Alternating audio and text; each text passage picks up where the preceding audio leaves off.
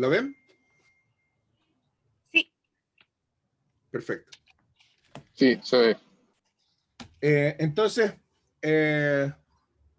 habíamos hablado de investigación cualitativa y cuantitativa y yo me interesa demasiado que quede sobre la mesa el punto de que ninguna de estas metodologías es preferible a la otra per se, sino que en realidad son instrumentos que deben aplicarse de acuerdo al objeto de estudio, ¿vale?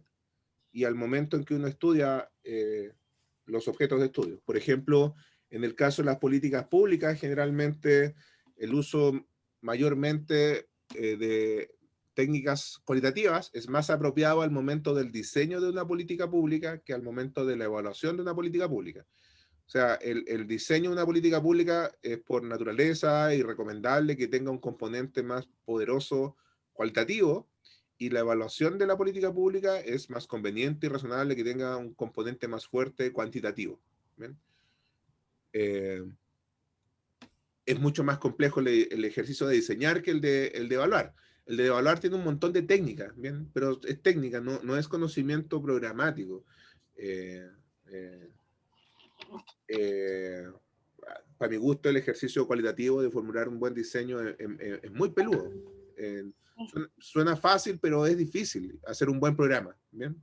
De hecho, a mí me parece, independientemente que sea aparentemente más intimidante el conocimiento estadístico para la evaluación, yo creo que, claro, yo ya me lo aprendí, para mí no es tan difícil, pero lo que sí me resulta difícil es diseñar un buen programa, ¿bien? Eso como comentario aparte, porque me interesa mucho que quede claro entre nos que esta dicotomía entre lo cual y lo cuante en realidad para mi gusto es bien falaz.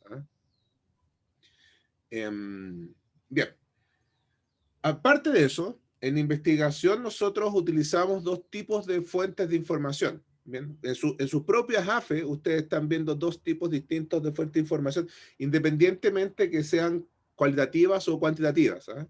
Esto también tiene que quedar en claro. Y hay dos tipos de fuentes que se distinguen de acuerdo a si el investigador las crea o el investigador usa algo preexistente. ¿Bien? A esas dos clasificaciones se le llama información primaria e información secundaria. ¿Bien? Cuando uno crea información, ¿bien? Ya sea por la vía de una pauta en un focus group, por la vía de un resumen de contenido, o en análisis de discurso, o cuando uno hace una pauta de observación participante, o grounded theory, o desde el punto de vista cualitativo, ¿cierto? O cuando uno hace una encuesta, y yo como investigador diseño una encuesta, que la voy a aplicar y después con esa encuesta voy a calcular promedios, modelos econométricos y todas esas cosas. Cuando yo soy el que escribe, cuando yo soy el que diseña el instrumento, eso es información primaria. ¿Vale? Que es distinto a información secundaria, en la cual uno utiliza cosas preexistentes, insumos preexistentes. Entonces, por ejemplo, cualquiera de ustedes que quiera hacer una investigación, ya que estamos todos de gendarmería, y ustedes quieran usar sistemas de gestión de gendarmería, bases de datos, Excel, ni siquiera tan complicado, que ya existen porque son bases de datos administrativas, por ejemplo, las bases de datos del registro de usuarios, ¿cierto? Sí. O las bases de datos del departamento de personas, ¿bien? Esas son bases de datos que existen independientemente que ustedes quieran o no quieran hacer investigaciones con ellas, ¿cierto? Y alguien las creó con un propósito, pero a nosotros los investigadores nos sirven un montón, ¿bien? Pero es información secundaria. La información primaria es la que uno crea, ¿bien? Que, insisto en el punto, puede ser cuantitativa o cualitativa, ¿bien? Déjenme avanzar un poquito porque esto lo tengo en diapositivas.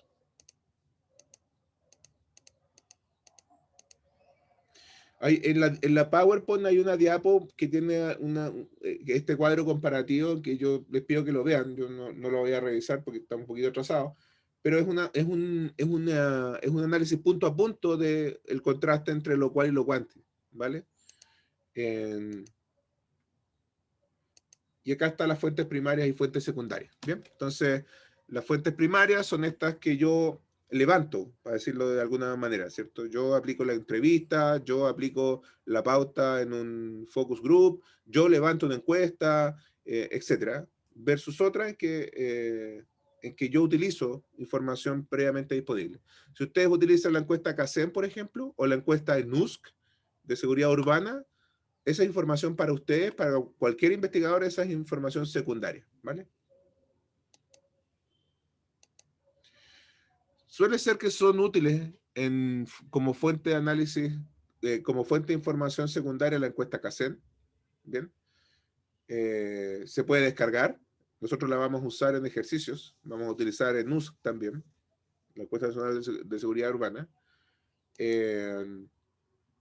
El Sistema Nacional de Información de los Municipios, yo creo que se los mencioné en la clase anterior, ¿bien? Se llama SINIM, ¿bien? Sí.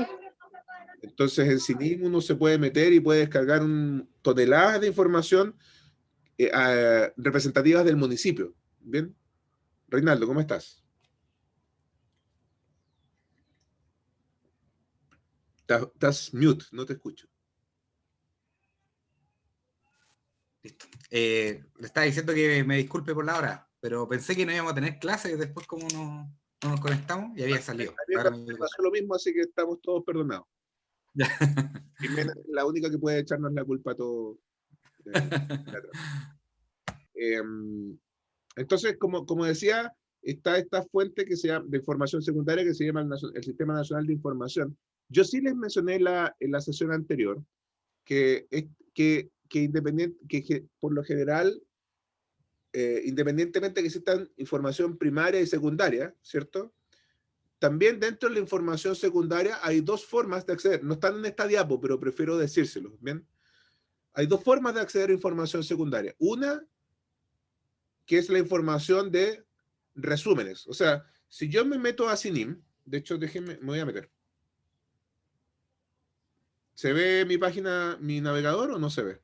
Se ve la PowerPoint. PowerPoint. Se ve la PowerPoint. Déjenme ¿cuánto se llama? Déjenme compartirles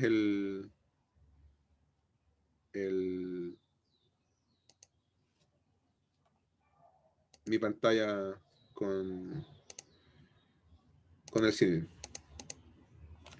Acá está el CINIM. ¿Se ve ahora sí? Perfecto. Entonces, Y ahora sí. acá dice datos municipales.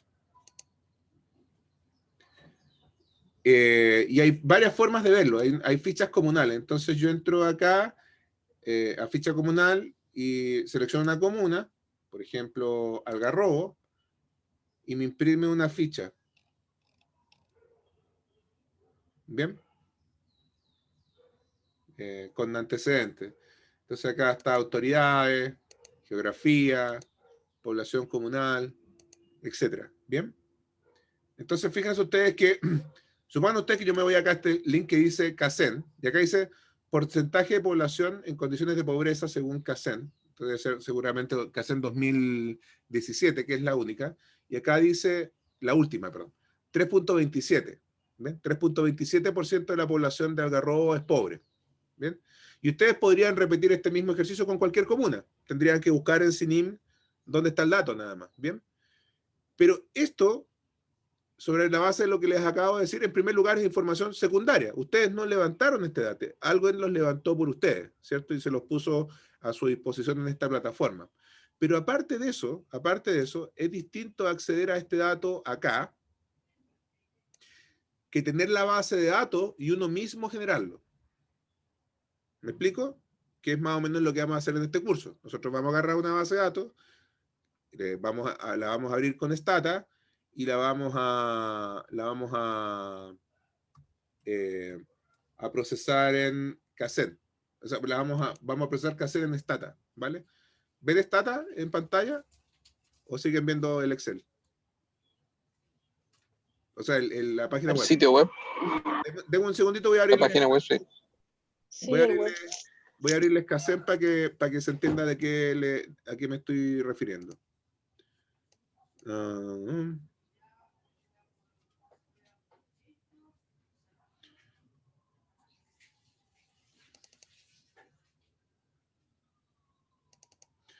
Acá tengo Kaizen 2017 y la voy a abrir en Stata. Déjeme dejar de compartir.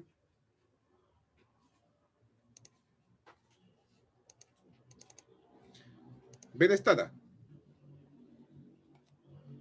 Ya, esto es, tiene cero brillo, no tiene, es feo, no tiene ninguna estética bonita, ¿bien? Pero es súper funcional, ¿bien?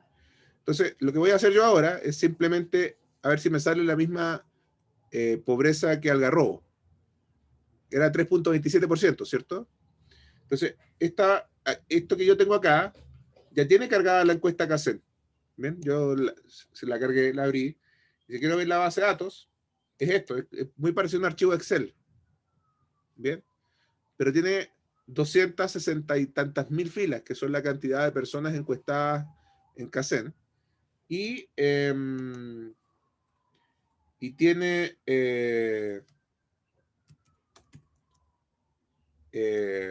tiene comunas que son variables, o sea, columnas, perdón, que son variables.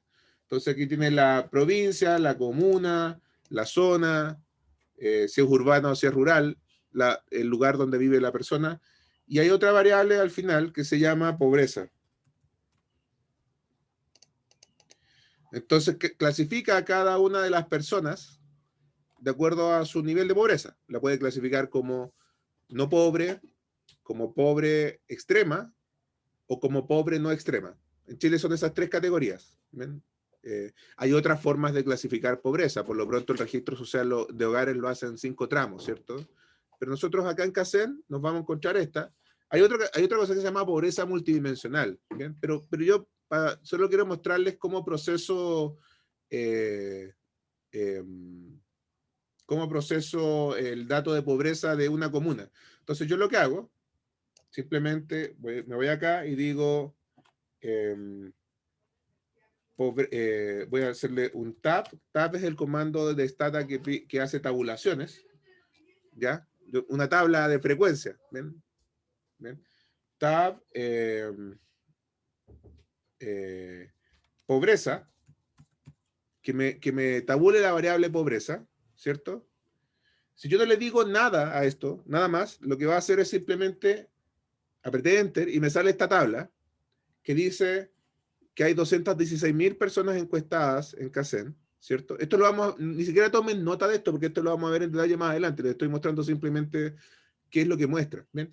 Hay 216.000 personas en Kaizen, de las cuales 5.614 son pobres extremos, 15.260 son pobres no extremos, y 195.357 son no pobres. ¿Bien? Pero aquí no hay ningún filtro por comuna, y ustedes vieron que estamos buscando el dato de Algarrobo.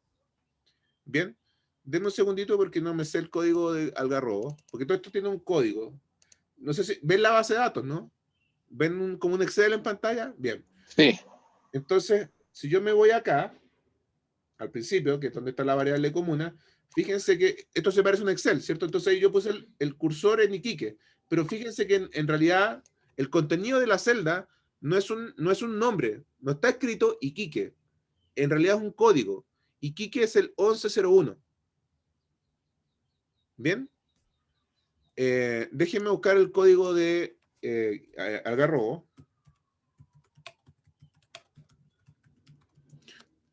El código que hacen Algarrobo de seguro es algo así como 5 algo, porque es de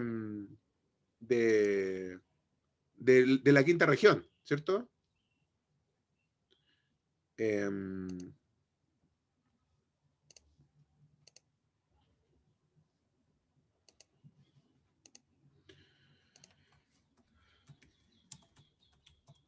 Ya, es el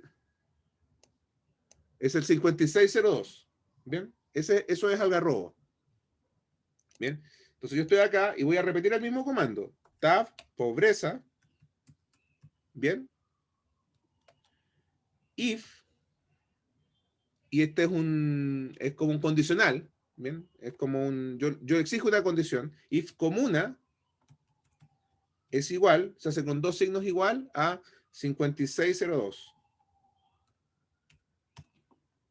¿Bien? Entonces si hago Enter, me muestra solamente los datos de Algarrobo. No me dice Algarrobo, pero yo sé que el código 5602 es el código de Algarrobo. ¿Bien? Y ustedes, si se fijan, dice pobres no extremos, 4.8%. Entonces, esto no es igual a lo que había en CINIM. ¿Se acuerda? En CINIM había 3, les digo el tiro, 3,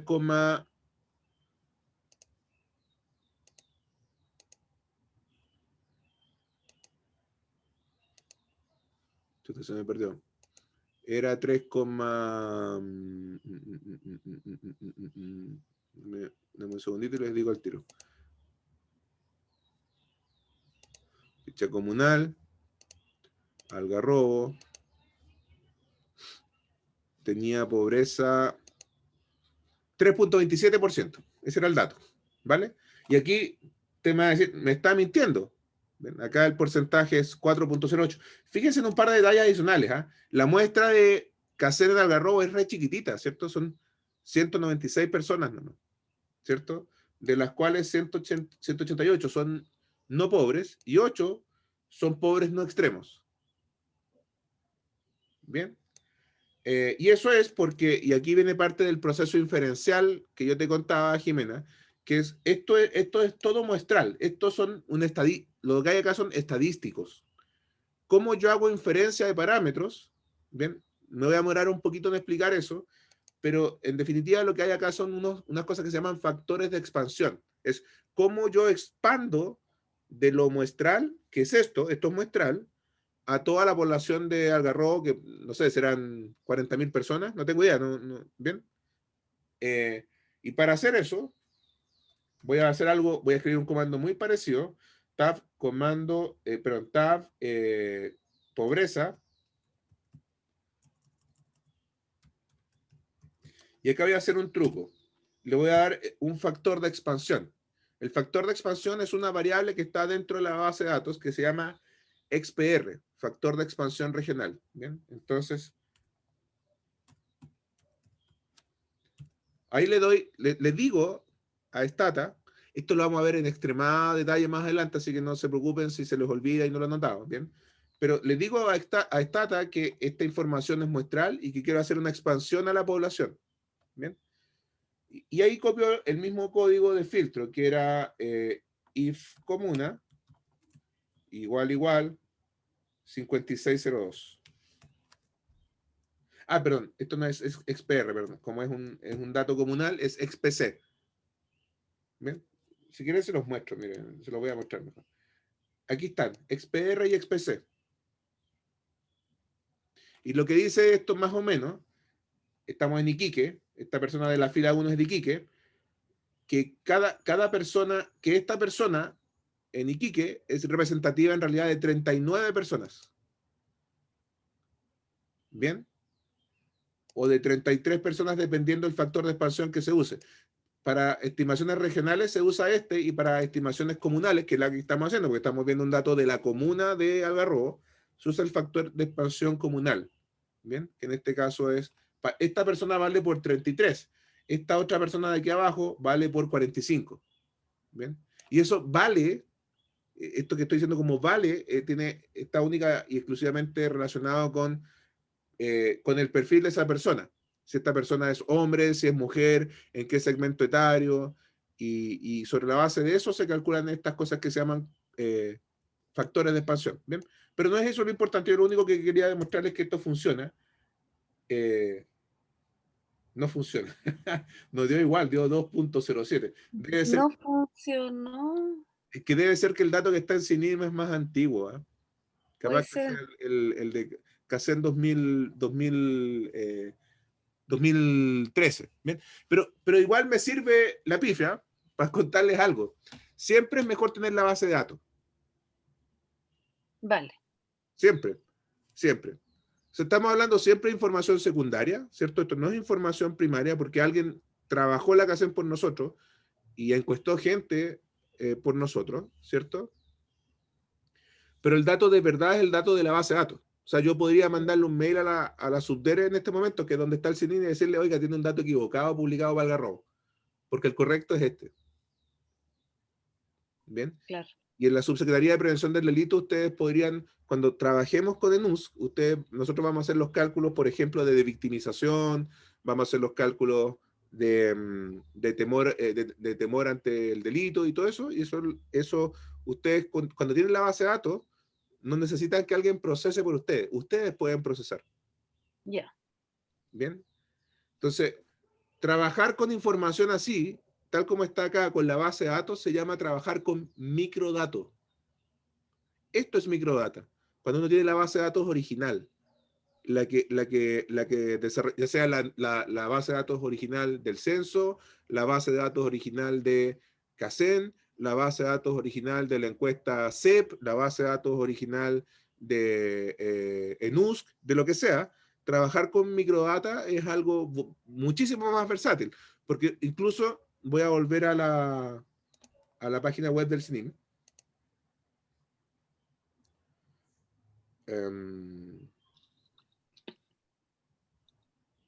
La página web del CNIM, acá está. ¿La ven? Entonces acá dice porcentaje, condiciones de pobreza, CACEN y dice 3.27. Pero acá no nos permite hacer nada. ¿Qué tal si quisiéramos nosotros calcular pobreza por separado de hogares con jefatura femenina, de hogares con jefatura femenina? No podemos. Porque tenemos solamente el output. Alguien lo procesó y le dio esto. Pero nosotros no podemos hacer ese tipo de análisis a menos que tengamos el microdato, a menos que tengamos la base de datos original. ¿Se entiende eso? Sí. Entonces, nosotros, Sí, profesor. como en el curso vamos a aprender la competencia de manejar Stata, yo me daría muy, muy por satisfecho si es que ustedes comienzan a trabajar más que con CINIM, ¿bien? Con Stata. Vale.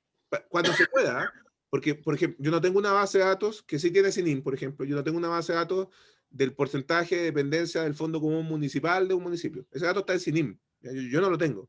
¿Bien? Pero cuando existe la microdata, el investigador prefiere usar la microdata en lugar de usar tablas tabuladas por otro investigador. ¿Vale?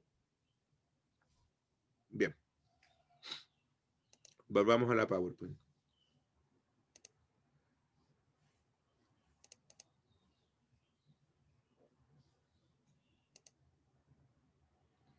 Esto lo vamos a ver en detalle, así que como les comentaba, no se preocupen por no manejarlo al dedillo, porque vamos a hacer todo esto en detalle con su propia PowerPoint. ¿Bien? Era solamente para que ustedes vieran a lo que me refiero. También uno puede buscar data en organismos internacionales, ¿bien? Cuando está haciendo investigación. ¿Bien? Y hay una base de datos. La CEPAL, por ejemplo, publica todos los años algo que se llama el Compendio Estadístico de las Américas. ¿Vale? Entonces, uno puede encontrar ahí un montón de información sociodemográfica actualizada de todos los países de América. Y no solamente la encuentra en formato PDF o página web, sino que puede descargar bases de datos. Y esas bases de datos las puede trabajar en software. ¿Vale? Por lo general es más versátil trabajar con bases de datos. Uno puede hacer trucos, puede hacer cosas. Con un PDF es más difícil. Se puede, pero hay que poco menos que digitar todo a mano y es doble pega. ¿Vale? El Banco Mundial también tiene bases de datos. Lamentablemente, desde el punto de vista de bases de datos mundiales en relación con crimen y delito, escasean. Hay regionales. ¿Bien? Y estas bases de datos generalmente están presentadas en el Observatorio Social de la Delincuencia, el Observatorio del Narcotráfico, en fin, bien, son observatorios muy específicos y muy probablemente ustedes ya han descubierto esos observatorios haciendo googleo, ¿cierto? Los encuentran y puede ser que dentro de esos observatorios encuentren ranking. Los países de Latinoamérica en función de la tasa de delito, los países de Latinoamérica en función de la tasa de dependencia al uso de sustancias, digamos. Bien, eso se puede encontrar. Sara, ¿tú querías decir algo? No, profesor. Em, también, aunque ustedes no crean y subestimen, Wikipedia tiene un montón de esto, ¿ah? Wikipedia tiene un montón de, sobre todo en temas de rankings. Quieren rankear a los países por producto per cápita bruto. Wikipedia tiene estos rankings construidos y es bien exhaustivo en las citas. O sea, si sale el dato de Chile de Producto Interno Bruto, ese Producto Interno Bruto aparece la fuente de donde se obtuvo, ¿vale? Y el de Argentina, y el de Bolivia, y el de Noruega, aparecen todos. Entonces, poco a poco uno se va topando cada vez más con bases de datos que están constituidas para que uno las pueda utilizar, ¿bien? Como información secundaria en esta lógica de distinguir entre lo primario y secundario.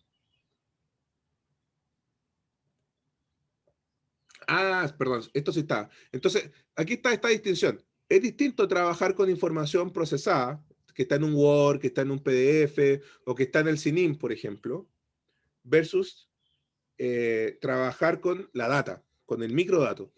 ¿Bien? Que por lo general esto está en formato de bases de datos. Reinaldo, si yo te digo, ¿con qué mentalmente relacionas tú el concepto base de datos? ¿Qué me dirías? ¿Qué es una base de datos? Una base de datos, a ver. No importa Bueno, que un te enfoques, conjunto. es más o menos para Sí, pues, qué es lo que ubicáis. o sea, yo me imagino. ¿Mm? ¿Qué es lo que se te pasa por la mente cuando escuchas hablar de, oye, te mando una base de datos? Si yo te digo, te mando una base de datos, ¿qué te voy a mandar? O sea, como la palabra lo dice, ¿cierto? Un conjunto de datos que contienen distintas categorías también de datos. Uh-huh. Entonces, no sé, yo me imagino una base de datos con nombres, con domicilio, con teléfono, por poner un ejemplo, Uh-huh. con teléfono particular, y edad, sexo.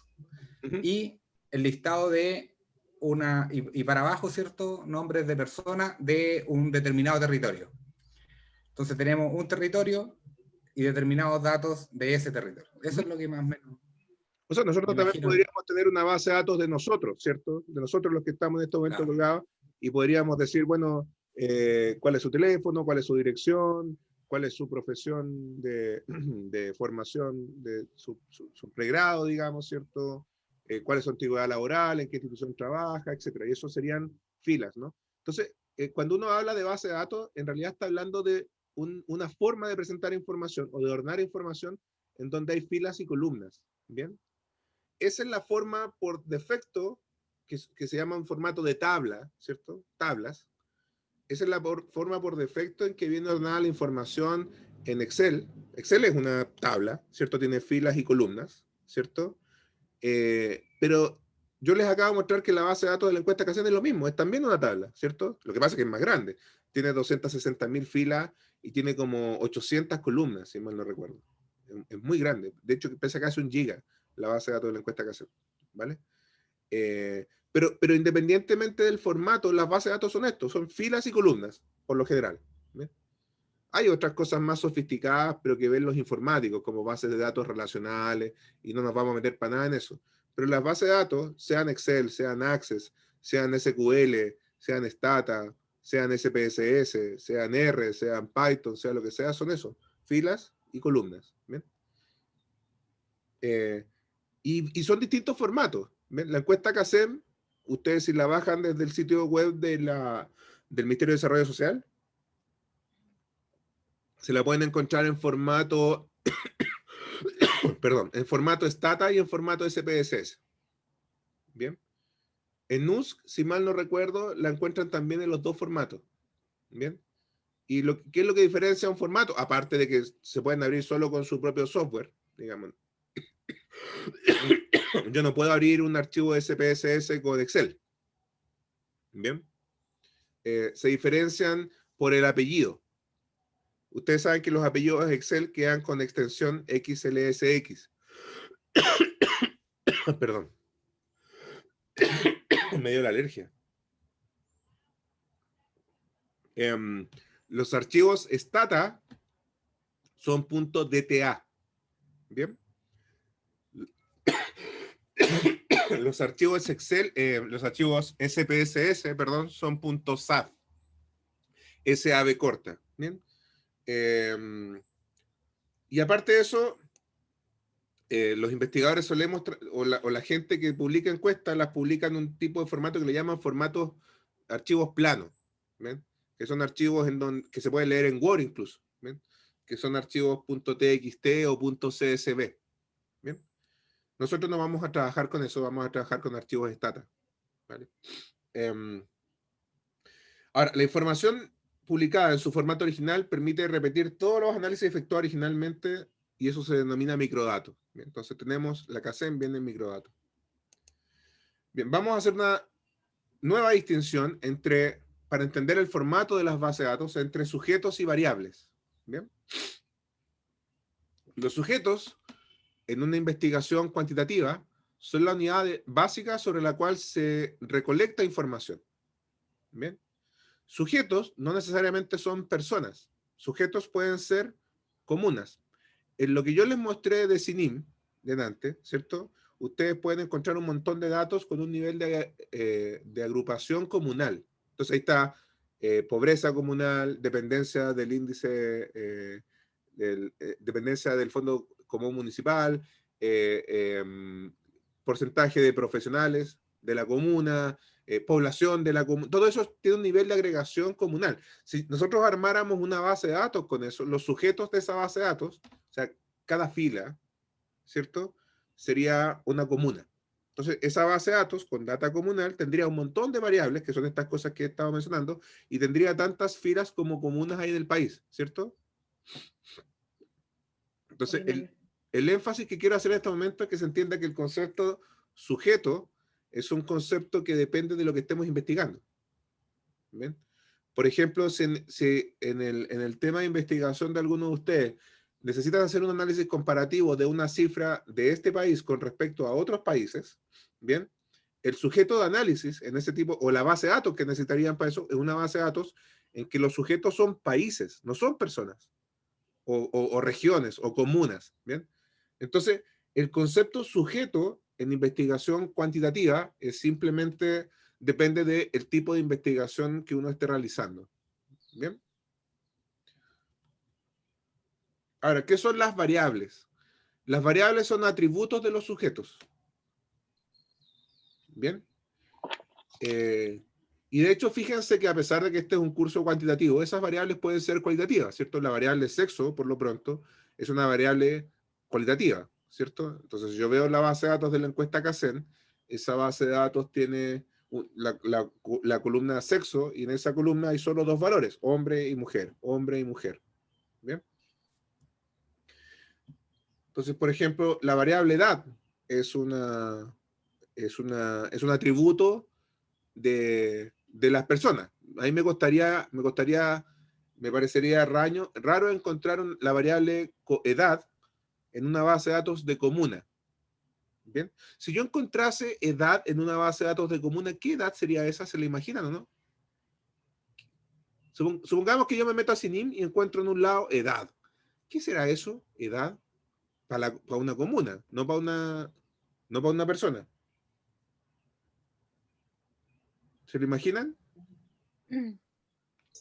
Podría ¿Cuándo ser fue creada? exacto. O sea, Claro, los años desde su fundación, de ¿cierto? fundación, claro. Pero para investigación social, por lo general ese dato es más o menos irrelevante. Lo que generalmente se publica como edad es la edad promedio de los habitantes de la comuna. La comuna, ya. ¿Bien? Vale.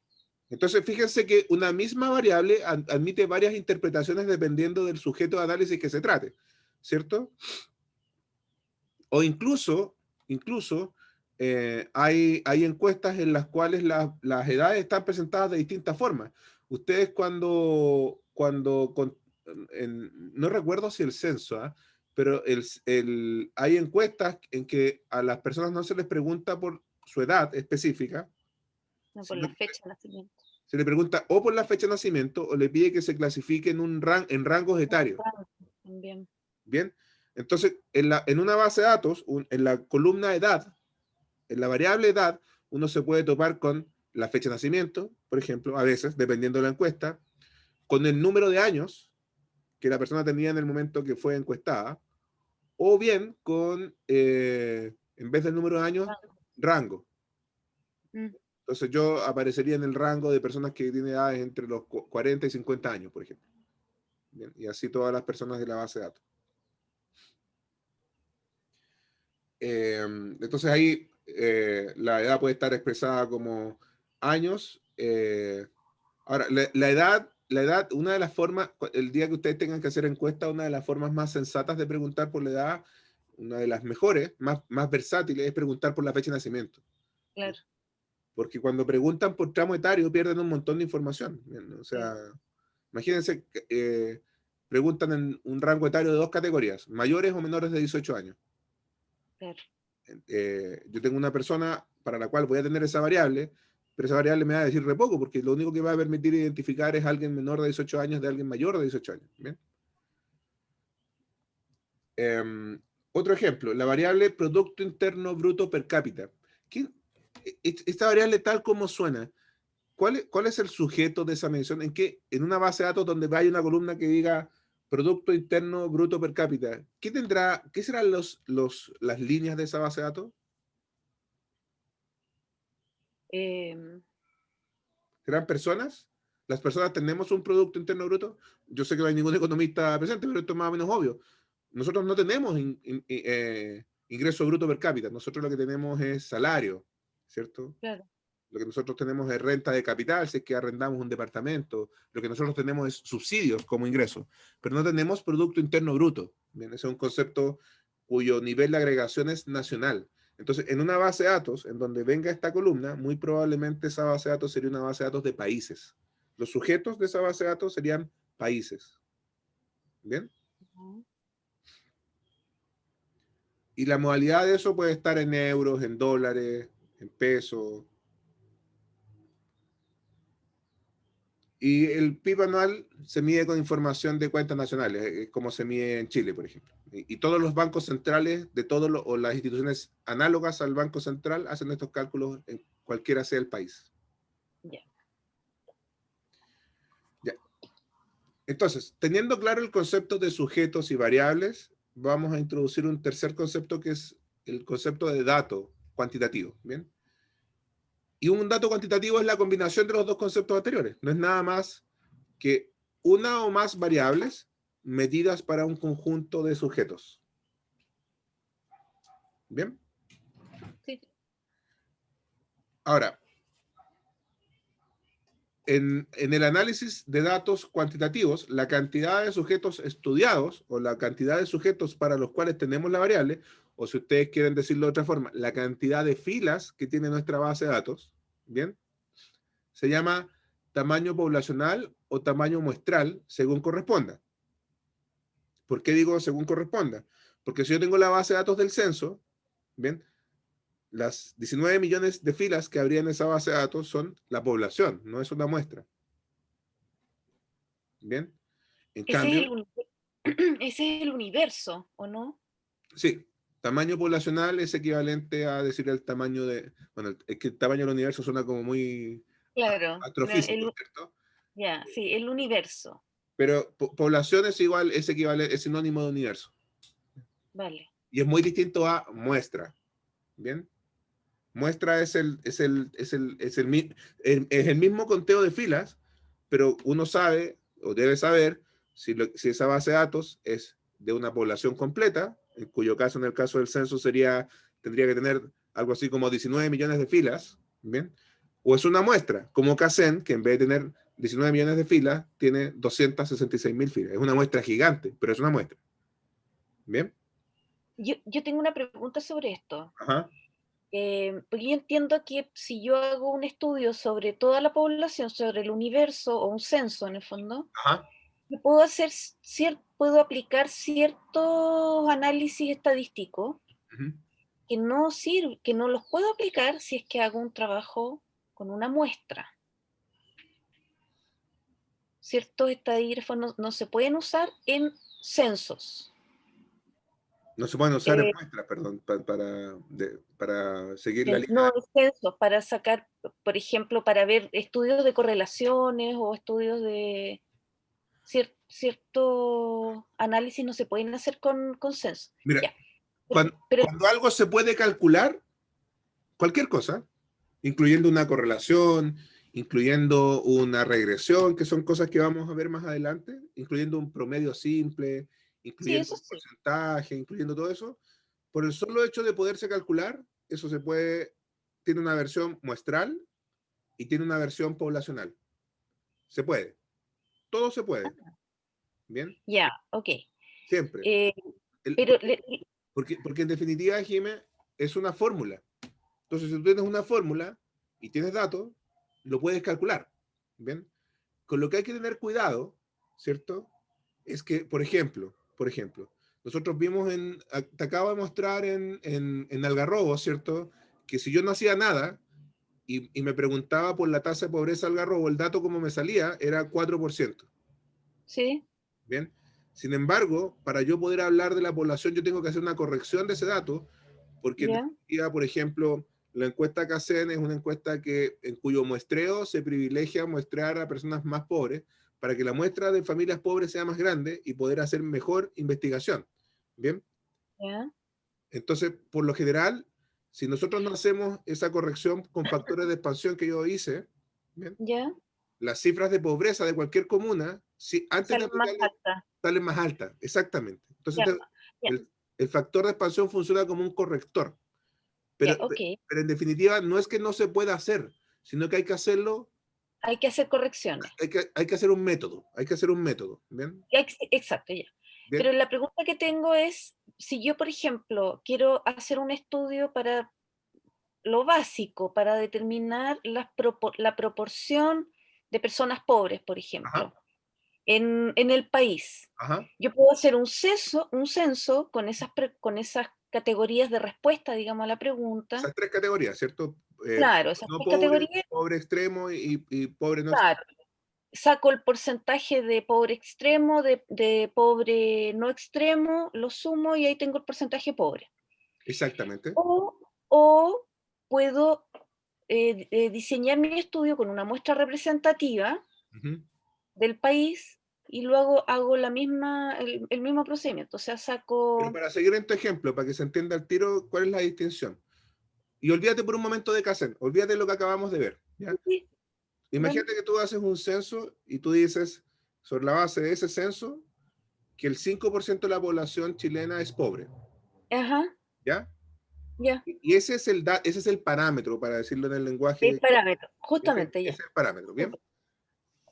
Entonces, suponte tú que yo no pude hacer un censo, sino que tengo una muestra, como es Kaizen, Exacto. ¿ya? Ya. Y yo llego al mismo 5%, Y- ¿ya?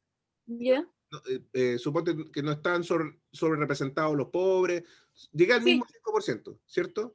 Pero yo no puedo decir con ese 5% que está calculado a partir de una muestra, no puedo ser tan caradura o tan osado como decir, en Chile el porcentaje de pobreza es 5%. ¿Por qué no Ya. puedo hacerlo? Porque el dato poblacional no lo tengo, yo lo que tengo es una muestra. Vale. ¿Y cómo lo digo entonces? ¿Qué, Yo, qué lo que lenguaje tú lo dices es algo que les mencioné en la sesión anterior, que los periodistas deberían publicar siempre cuando publican datos que son calculados a partir de muestras. Es que sí? se dice, en Chile el porcentaje de pobreza es aproximadamente un 5%, Ya.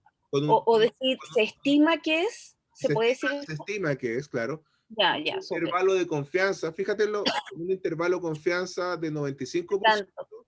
con un Perfecto. error de estimación de 2% para Tanto. cada lado. O sea, Ya. podría ir entre 7 Podría ser o y 3. 3. Claro, ya, súper. Ya. O sea, el lenguaje se complica un poco más si es que hago un estudio muestral en el Es que fondo. corresponde, no es un preciosismo, sino que Sí, cuando sí, nosotros, cuando nosotros tomamos una muestra, podemos tener la sí. mala pata de que las bolitas que saqué de la tómbola para escoger qué Justo. personas encuestadas, justo me tocaron todos los pobres Uh, de Chile. sí, sí, sí. Es una Ya. posibilidad, ¿te fijas? Pero la pregunta es, si yo, o sea, a ver, es, ¿cuál es?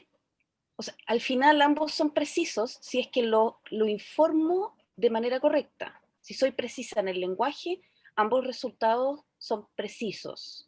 Es que en el caso del dato poblacional no tienes mucho que decir. Puedes decir sin ningún problema, el nivel de pobreza de Chile es tanto. A lo sumo puedes decir otras cosas.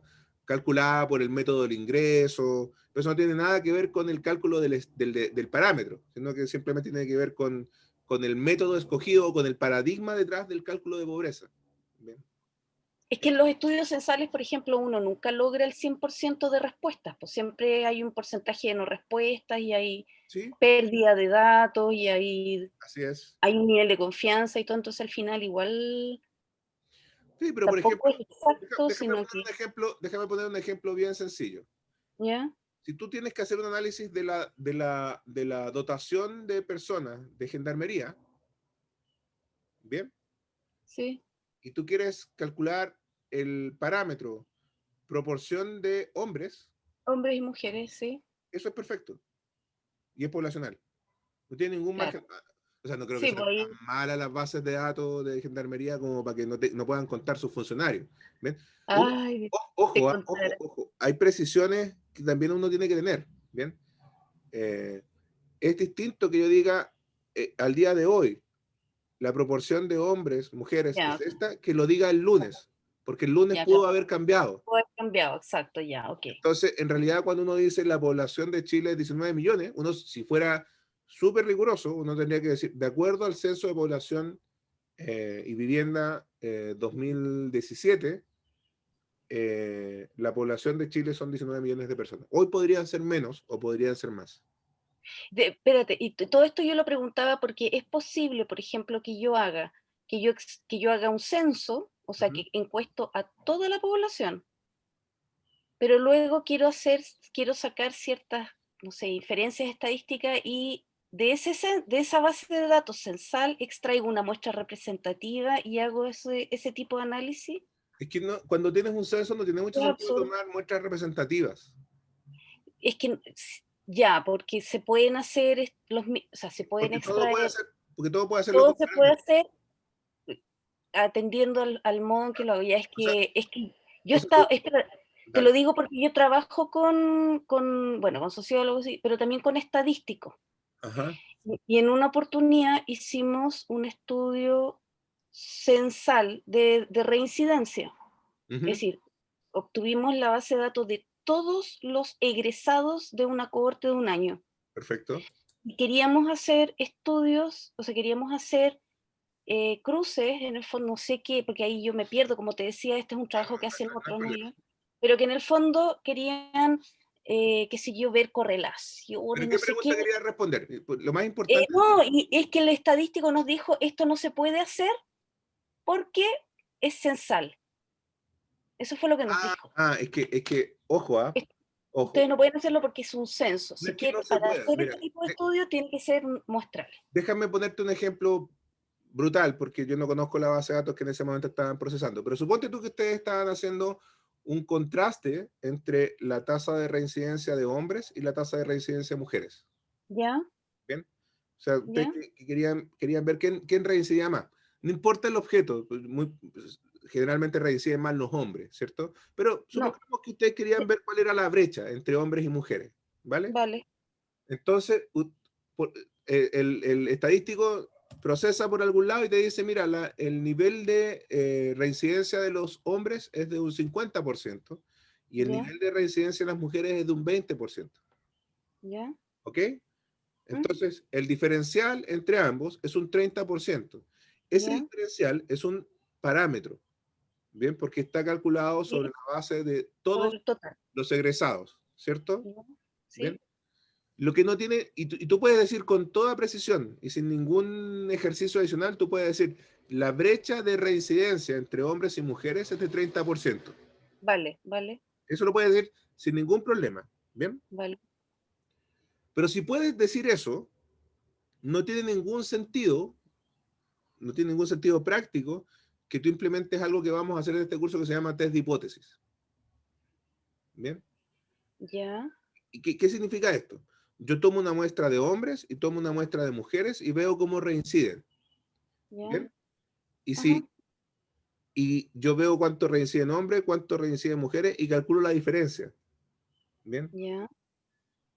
Y sobre la base de eso, lo que hace un test de hipótesis es ver si esa diferencia es estadísticamente significativa. Justamente significativa. Eso. ¿Vale? No tiene ¿Ya? ningún sentido hacerlo. ¿Por qué? Porque tienes información censal. O sea, tú en ese momento, si toda la vida te tocara trabajar con información censal, olvídate de la mitad de los contenidos que vamos a ver en este curso. Vale, ya. Ya. No porque no se pueda, sino que porque es innecesario. No tienes, ya. No tiene ningún Esa era sentido. la significación estadística, eso era lo que él nos decía que no debíamos sacar. Es que no se deba, no tiene ningún sentido. Porque ¿para qué yo voy a ver la significación estadística es la distancia entre hombres y mujeres en reincidencia? ¿Para qué yo voy a ver? Lo que pasa, perdona, es que las diferencias a veces son muy pequeñas. Por ejemplo, de hecho, en la reincidencia de hombres y mujeres, la diferencia es de 3 puntos porcentuales. Entonces, nosotros queremos saber si esto es estadísticamente significativo o no. No, el ejemplo es re bueno porque tú no puedes, no tiene ningún sentido que digas si la diferencia es estadísticamente significativa. Tú lo que tienes que decir es que la diferencia es de 3 puntos. Period. Neto, Ya. porque eso es poblacional. Cuando uno habla de estadísticamente significativo es porque uno reconoce que está trabajando con muestras, que no está trabajando con población. ¿Bien? Exacto. O sea, hay un montón de cosas que uno no puede decir cuando hace un trabajo censal o... No es que no pueda, sino que no tiene ningún sentido práctico. Es como preferir la muestra cuando tienes la población. ¿Para qué? Y déjame ponerte otro ejemplo. Sí, sigamos, perdón, sigamos, sí. Mira, el último ejemplo. Encuestas de intención de voto a propósito de lo que va a pasar el domingo. ¿Bien? Ya, ok. En este momento puede haber una encuesta súper buena. Las encuestas de intención de voto se están cayendo pesados en todos lados. ¿Bien? Son súper poco, tienen mala capacidad predictiva, ¿vale? Pero suponte tú que hay una encuesta que dijo que apruebo ganó por 60% contra 35%.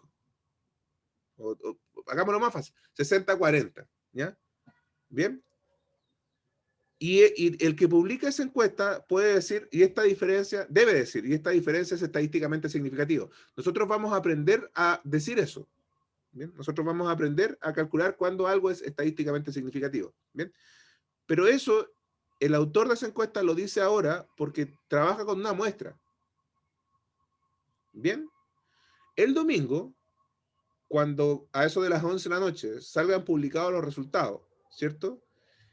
Y aparezca el mismo 60-40 o cualquier otra cifra, no es el objeto de esta clase en particular, ¿cierto? Pero suponte tú que aparezca 60-40, ¿cierto? Esa diferencia ya es, porque es un dato poblacional. Es más, ni siquiera es un muestral, considerando que no todos los que votaron, los que tienen derecho a voto, van a votar. Este es el dato de los que votaron.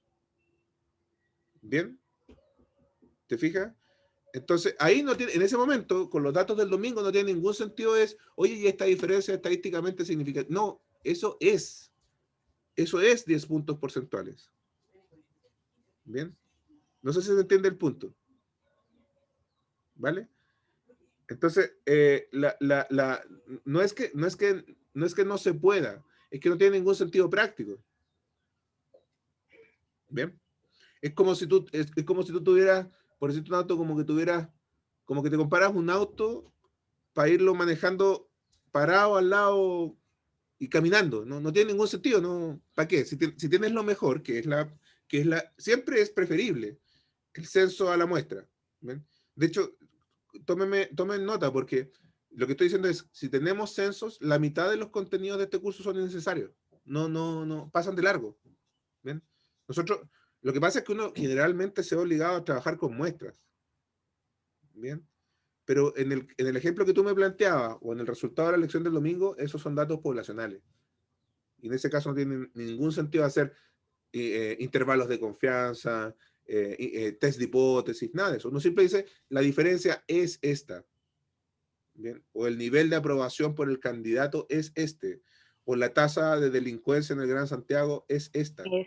Por ejemplo, mira, déjame ponerte un último ejemplo para vincularlo con la materia.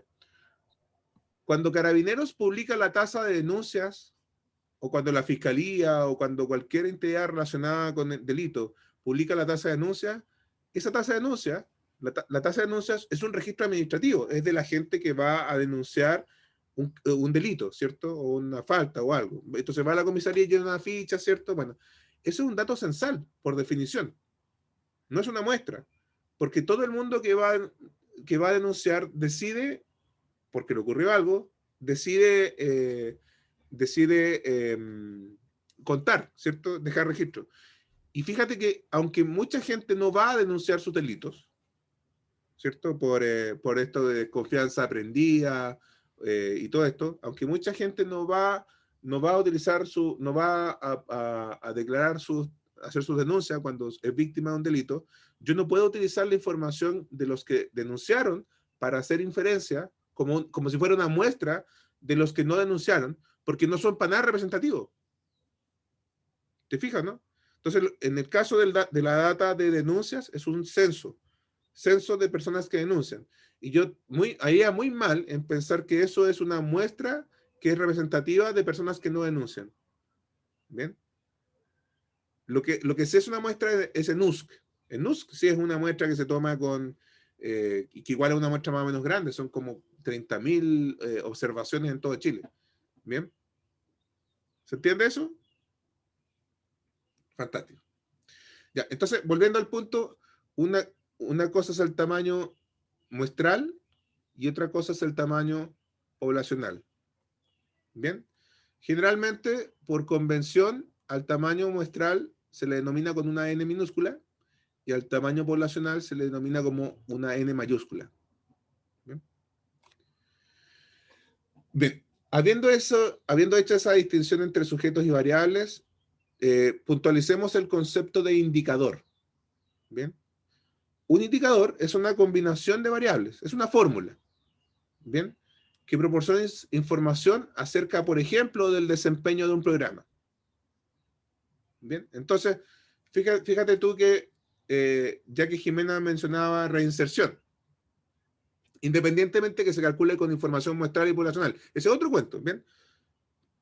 ¿Qué indicador puedo calcular? Bueno, indicador de reincidencia. ¿Y cómo se calcula el indicador de reincidencia? Bueno, de todas las personas que egresaron de recintos penitenciarios, aquellas que, de acuerdo a la información del registro civil, cometieron delitos con fecha posterior a la fecha del egreso. Entonces, eso es un indicador, es una fórmula. Se puede calcular en muestral. ¿El dato de reincidencia que tiene Gendarmería es muestral o poblacional a todo esto? Poblacional. Es poblacional, ¿cierto? Porque tiene toda la data del registro civil. Podríamos conversar contigo, Jiménez, si es perfecto o imperfecto. De todas maneras es imperfecto porque la información del registro civil no se actualiza cada rato, ¿cierto? Y porque cabría hacerse preguntas, bueno, pero ¿qué es lo que debería quedar en el registro civil? Si el dato de la condena, si el dato de que participó en procesos penales, ¿te fijas o no?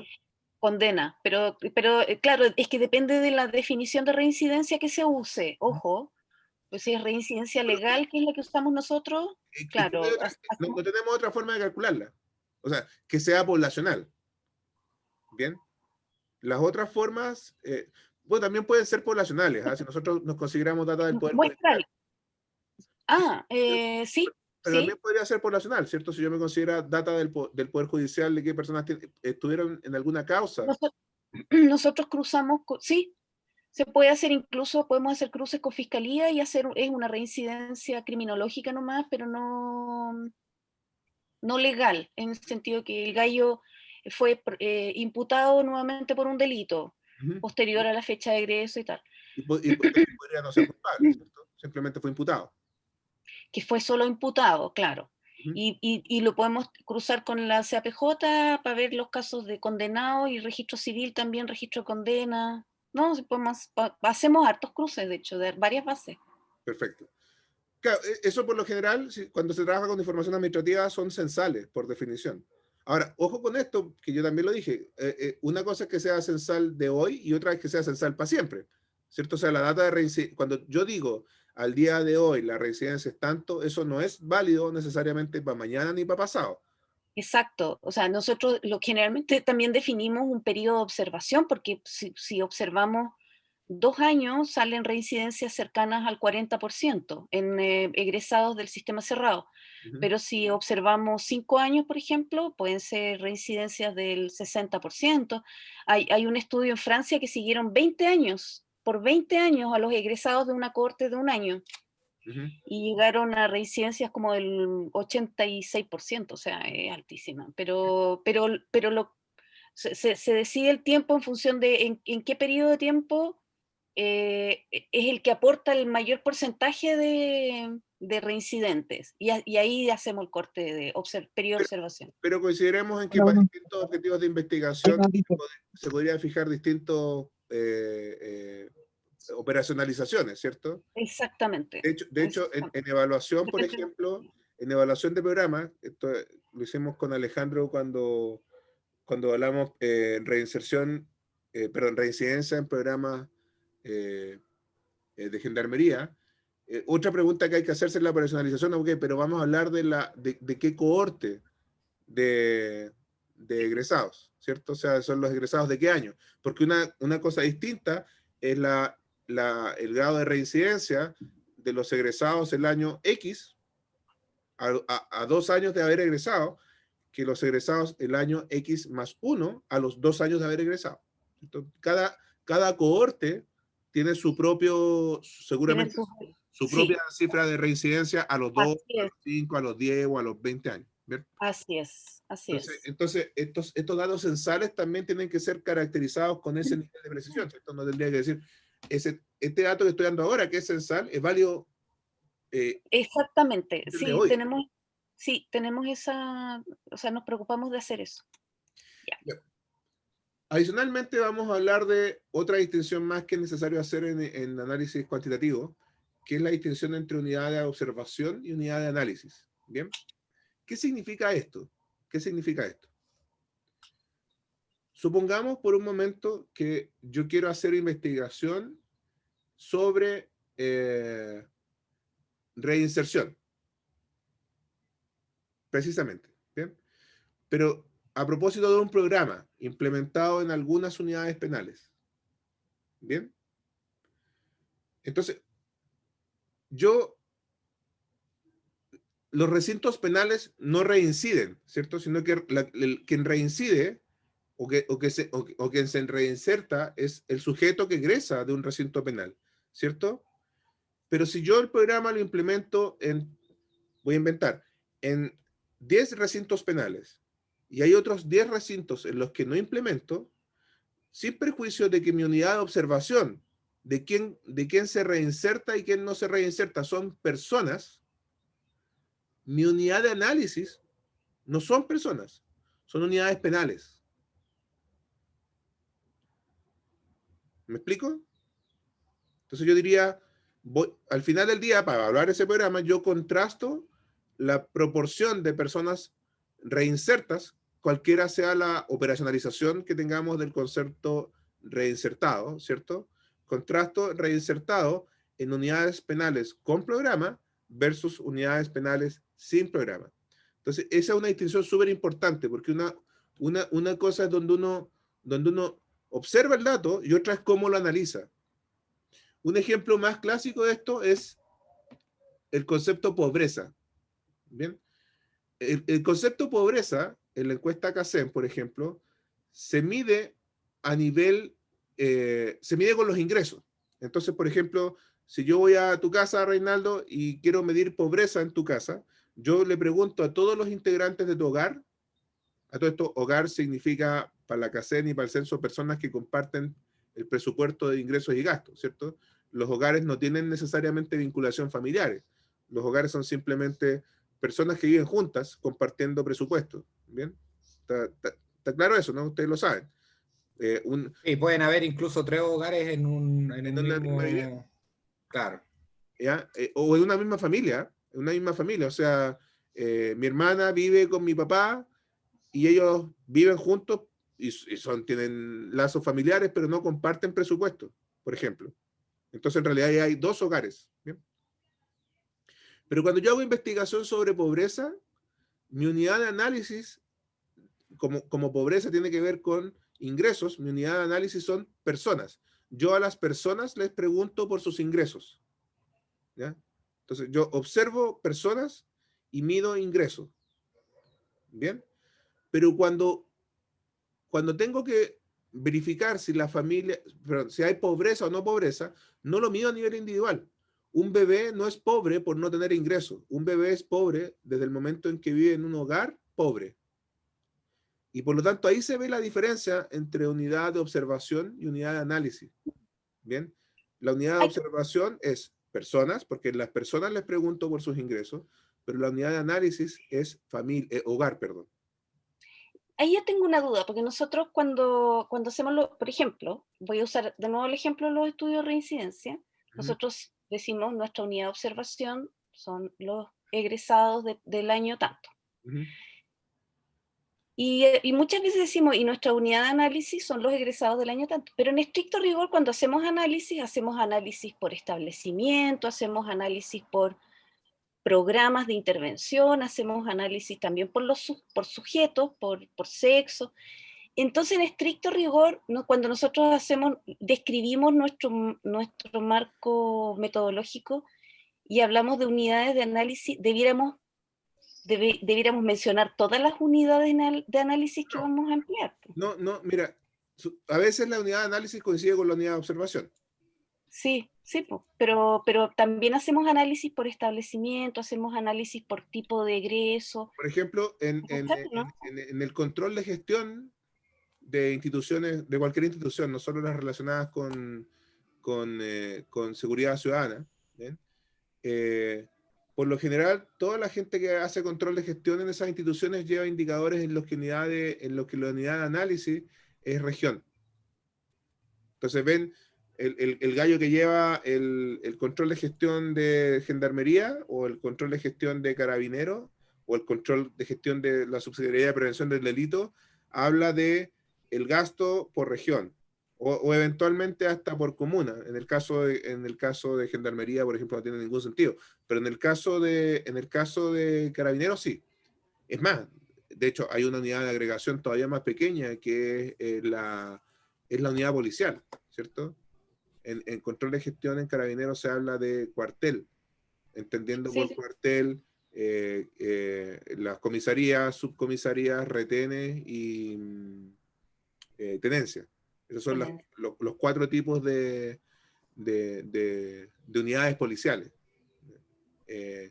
Entonces, claro, ellos pueden hablar, cuando hacen control de gestión, hablan como unidad de análisis en la tenencia. Y cuando alguien en gendarmería hace control de gestión, habla como unidad de análisis la dirección regional, o el recinto penitenciario, mejor dicho, ¿cierto? En realidad ese es el mejor indicador de todo. Pero seguramente a veces colapsan igual cuando me refiero a colapsar, me refiero a resumir. Resumen la información por región, ¿cierto? Pero es importante hacer esta distinción, ¿cierto? A veces uno ve data picada en pedacitos, pero después agrupa. ¿Bien?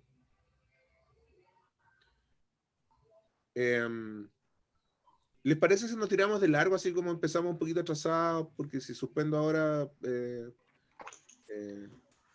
está muy cansado. No, está bien, pero no tan tarde. ¿Hasta qué hora? Pero estamos hasta las 20:15, ¿no? Ya, súper. Estoy muy cansado, perdón. Corríjanme ustedes. Este bloque llega hasta las 20:15, ¿cierto? No lo sé. No me acuerdo. 20:45, pero podemos llegar hasta las 20:15 sin problema. Sí. Bacán, Rodrigo. Ya, te lo agradecemos. A las 20:20. Es que quiero pasar materia porque... Ya, dale nomás. Tenía la conversa, pero además que yo no soy tan fome. ¿Sí? Yo sé que yo también estoy cansado. ¿Ya? Así que... Muy entretenido. Ya.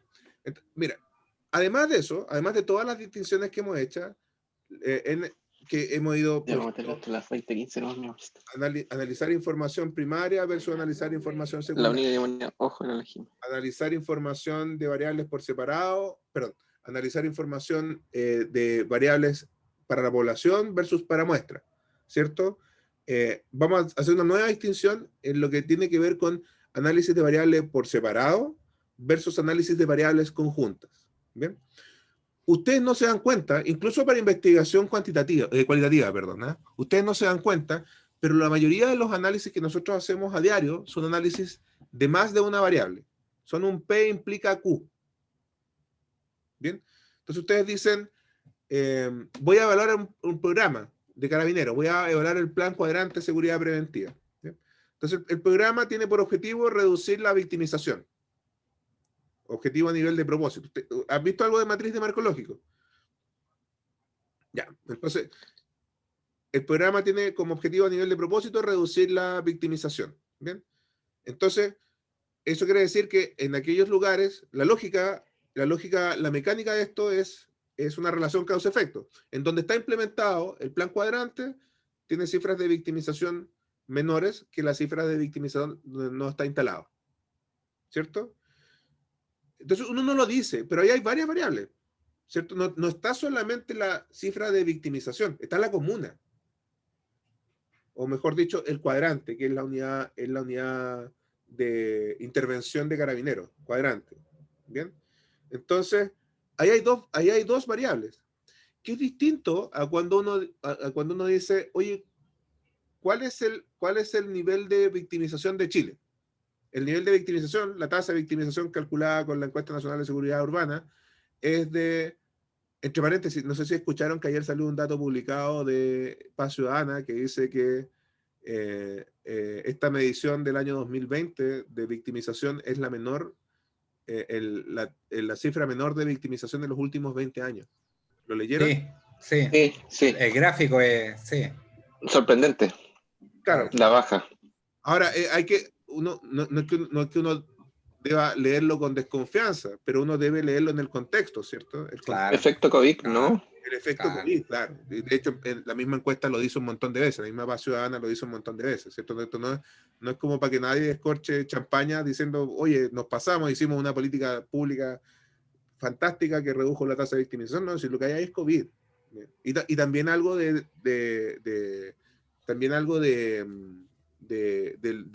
movimiento social de octubre, ¿eh? Porque fíjense ustedes que la encuesta NUS que hace el terreno entre noviembre y diciembre se hizo el año pasado y también marcó baja tasa de victimización y todavía no estaba el efecto COVID. Entonces, pero yo no sé si es muy bueno eso, profesor, porque finalmente lo que muestra hoy día la encuesta y lo que dicen ellos también es que cuando la gente está más en sus casas no se producen delitos, que tiene que ver también con la prevención situacional, que es lo que justamente uno, está bien que se aplique, pero gracias a la prevención situacional también tenemos a los cabros abandonados y no se enfoca ahí el problema, sino que más bien en cuidar el objeto adecuado, como lo dice, ¿cierto?, la teoría de las actividades cotidianas. Yo voy a aprovechar el bolito de tu afirmación, Reinaldo, para decir algo. La evidencia no es ni buena ni mala. Yo les recomiendo que, para empezar a escribir sus AFE, por ejemplo, se olviden de los calificativos. La evidencia es. Claro, uno puede ser mañoso en la interpretación, pero la evidencia es. O sea, eso, claro. Uno puede decir, no, este gobierno lo está haciendo fantástico, por ejemplo. ¿Bien? No tengo nada, o sea, bueno, después cada uno emitirá su opinión si le cae bien o le cae mal al gobierno, pero independientemente de eso, parecería como un abuso decir, un abuso del dato, ¿cierto? Decir que de hecho yo creo que el gobierno no ha hecho abuso de eso porque en realidad no tiene cómo, o sea, es muy evidente la razón de la baja de la cifra. Es evidente que en este momento la tasa de victimización es más baja. Nadie ha engañado a nadie diciendo que la tasa de victimización es más baja. Otra cosa es las razones y contextualizar eso, ¿bien? Y el hecho de que la tasa sea más baja ahora no es ni bueno ni malo, es más baja.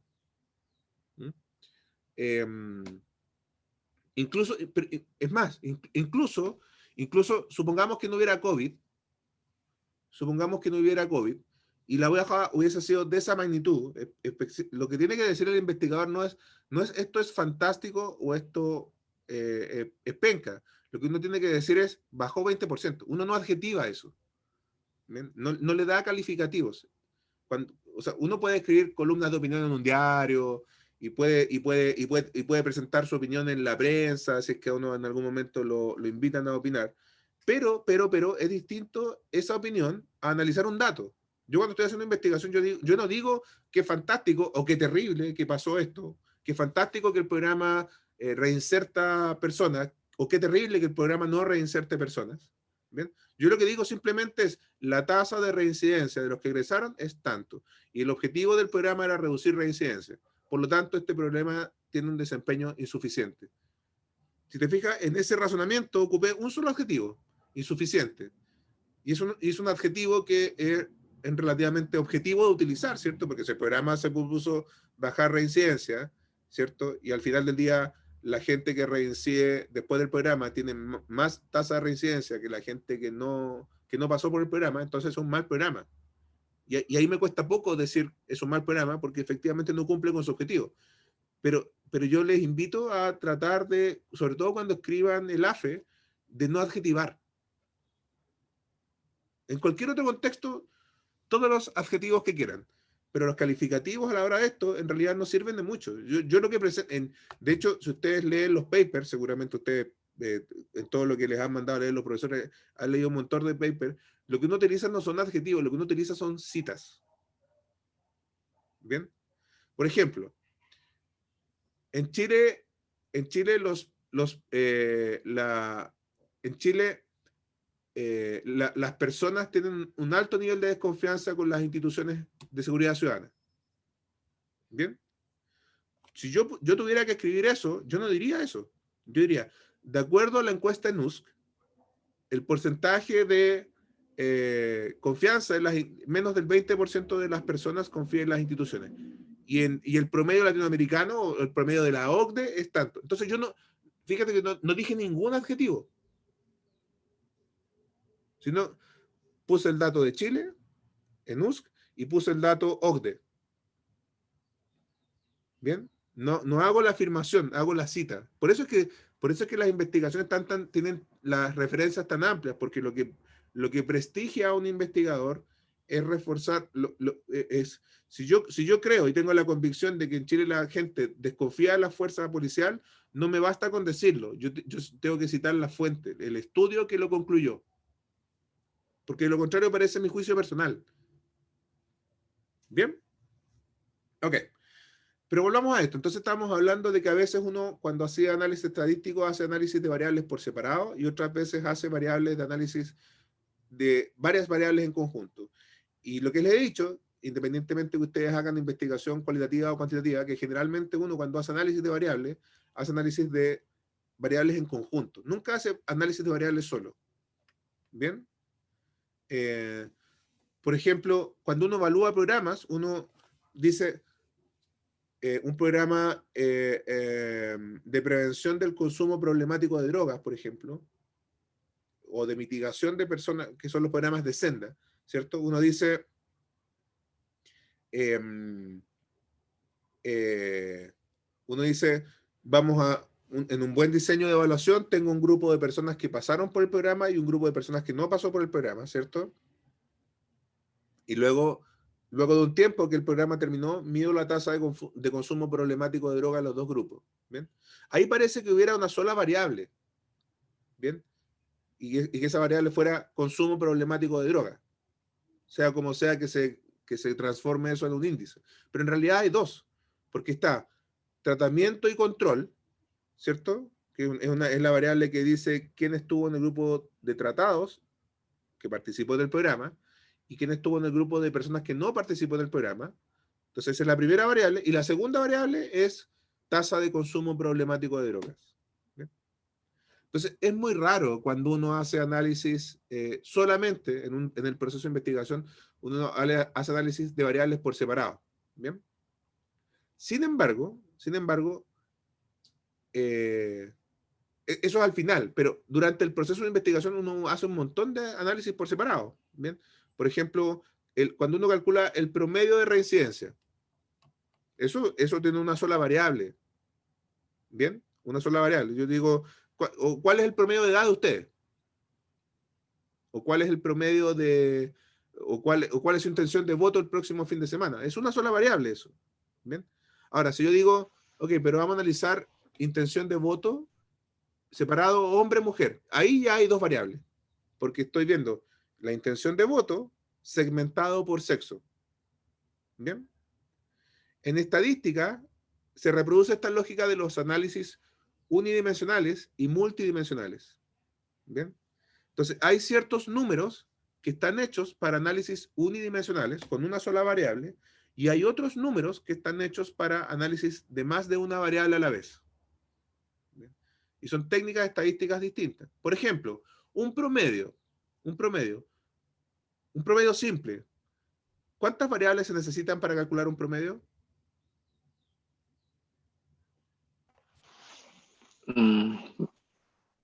Em, Más de una, pues, ¿no? No, necesito No. múltiples. Mínimo 3, ¿o no? No, ojo. no, Necesito múltiples Mínimo 2. observaciones. una, Necesito, si es una muestra, por ejemplo, me gustaría tener un tamaño muestral adecuado, pero la variable es una sola.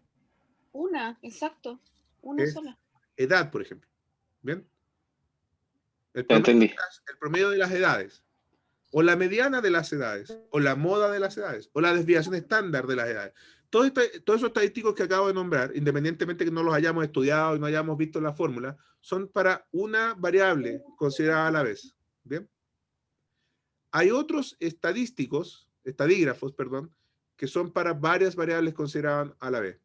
Por lo pronto, Jimena mencionaba los coeficientes de correlación. ¿Bien? En que uno mide la asociación entre dos variables. ¿Cómo sube una cuando la otra baja? Por ejemplo. O si se mueven las dos en paralelo. Una sube cuando la otra sube. ¿Bien? Ese es un análisis en donde entra más de una variable a la vez. Por ejemplo, cuando yo digo el programa funciona o no funciona, ¿bien? Dependiendo de la variable de interés del programa, esa respuesta se contesta analizando dos variables a la vez, ¿cierto? Pasó por el programa o fue el grupo control y a la vez la tasa de reincidencia. Si este es un programa diseñado para reducir reincidencia.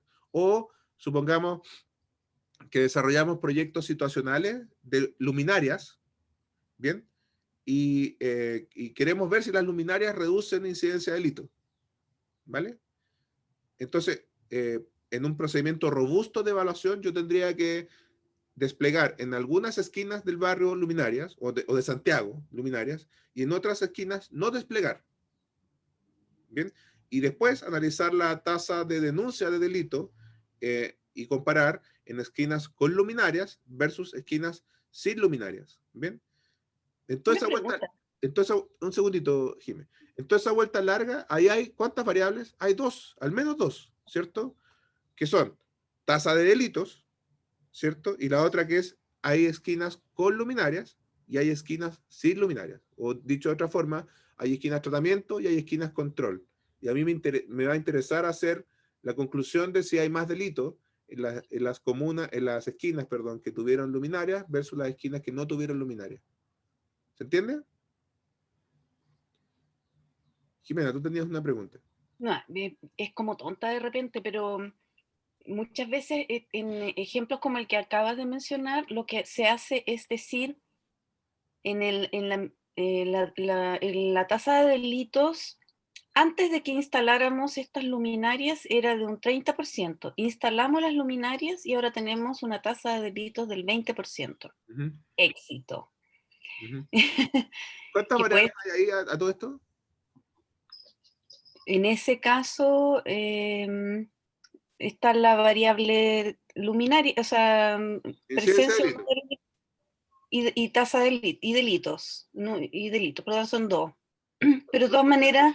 Pero una de ellas, a diferencia de ser un grupo de tratamiento y control, ¿cierto? Que es el ejemplo exacto, que puse, en el ejemplo tuyo es un antes y después.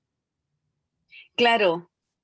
Y ahí eso es un error, o sea, no es válido en realidad decir que es un éxito, porque puede haber habido otras muchas variables que incidieran en que bajaran las tasas de delito. Sí. No El necesariamente. análisis, yo soy especialista en evaluación y el análisis que tú acabas de hacer se llama falso contrafactual. ¿Bien? Exacto, ya. Es un falso contrafactual porque uno utiliza un grupo control, para decirlo. Este no es un curso de evaluación de proyectos, pero para que se empiecen a acostumbrar a usar el lenguaje, sobre todo si están, como varios de ustedes, tratando de medir el desempeño de un programa. ¿Bien? Si ustedes quieren ver eso, entonces, para hacer un análisis robusto de evaluación, uno lo que tiene que es, en la medida de lo posible, crear un grupo Control. personas que se parezcan lo más posible a quienes recibieron tratamiento, pero no lo recibieron. Entonces, si ese ejercicio está muy bien hecho, uno se queda con dos grupos equivalentes y la única diferencia es que uno de los dos grupos recibió tratamiento y el otro no.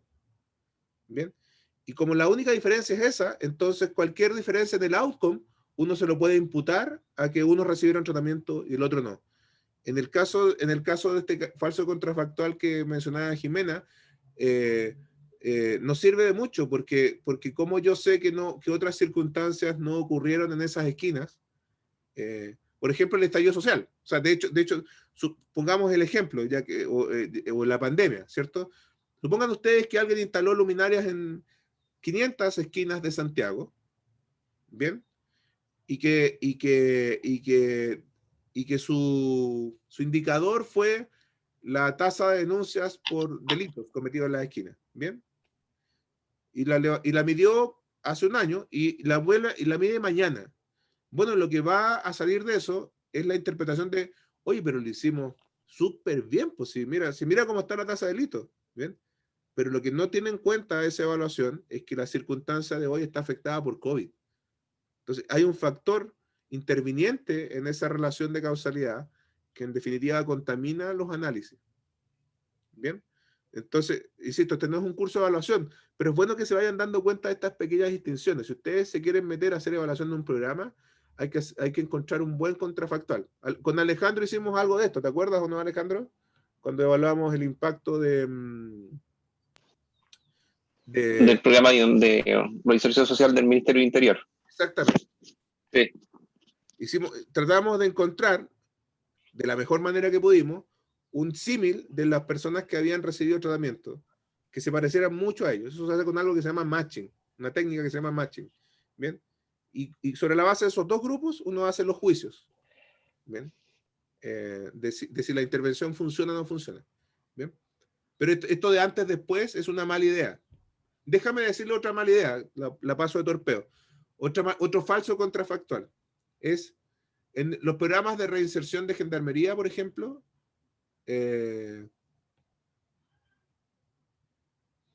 es comparar personas que deciden participar con personas que no participan por una decisión propia. Entonces yo mido la tasa de reincidencia de los que participan y mido la tasa de reincidencia de los que decidieron no participar. ¿Bien? Sí, sí. ¿Son equivalentes esos dos grupos? No, para nada. Pero corregimos la última vez. La gente que participa en los programas tiene muy probablemente un perfil de reinserción mucho mejor que la persona que decide no participar. Entonces no son comparables. Exacto. Nosotros quisiéramos que lo único que diferencia a ambos grupos antes de la intervención es que unos fueron intervenidos y otros no, pero en el resto son todos igual. Tienen el mismo promedio de edad, tienen la misma predisposición a cometer delitos, tienen los mismos hábitos de limpieza, tienen la misma proporción de separados que de casados, tienen el mismo promedio de edad. Eso es lo que uno busca cuando quiere encontrar un buen contrafactual, que lo único que los diferencie sea que uno recibieron intervención y el otro no. Entonces, ya mencionamos dos ejemplos de malos contrafactuales. Esta comparación antes-después que dijo Jimena, o este otro que es comparar a los que voluntariamente deciden participar en un programa con los que deciden no participar. ¿Bien? Sí, en el último estudio que hicimos tratamos de resolver eso comparando, o sea, porque desde el año 2013 que se está aplicando un instrumento, no se aplica, digamos, pero se usa como instrumento rector para valoración de riesgo. Uh-huh. Y de la gente que recibe esa valoración de riesgo, que puede ser muy alto, medio, bajo, muy bajo, un porcentaje nomás se interviene, pero no porque quieran o no quieran tanto, sino porque pueden o no pueden, porque nosotros no tenemos capacidad de intervenirlos a todos. Y comparamos por nivel de riesgo, intervenidos y no intervenidos, para ver si bajaba la reincidencia de los intervenidos versus los no intervenidos, pero del mismo grupo de riesgo. Uh-huh.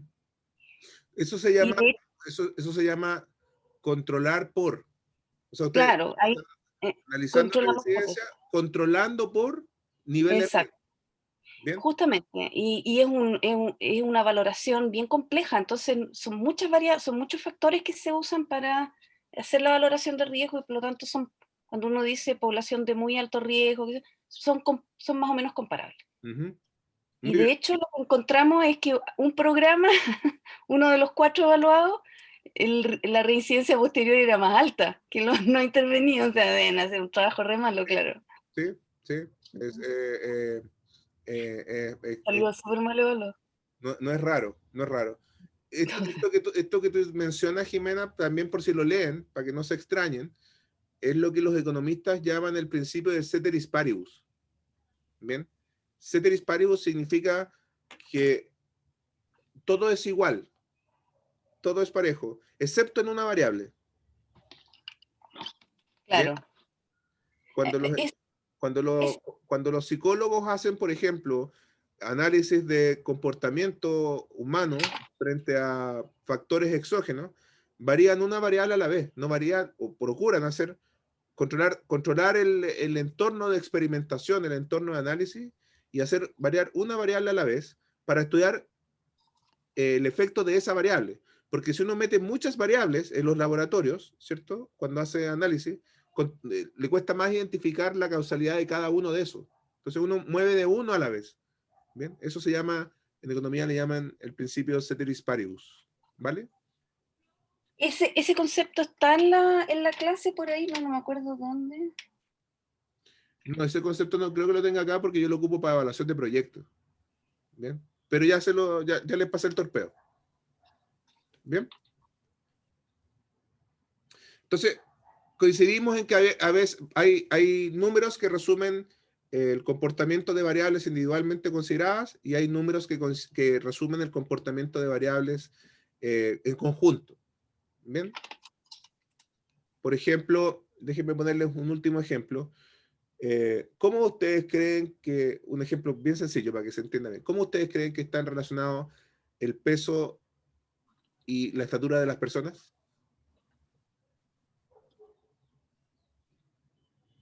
¿Cómo es el peso de las personas en la medida en que son más altas?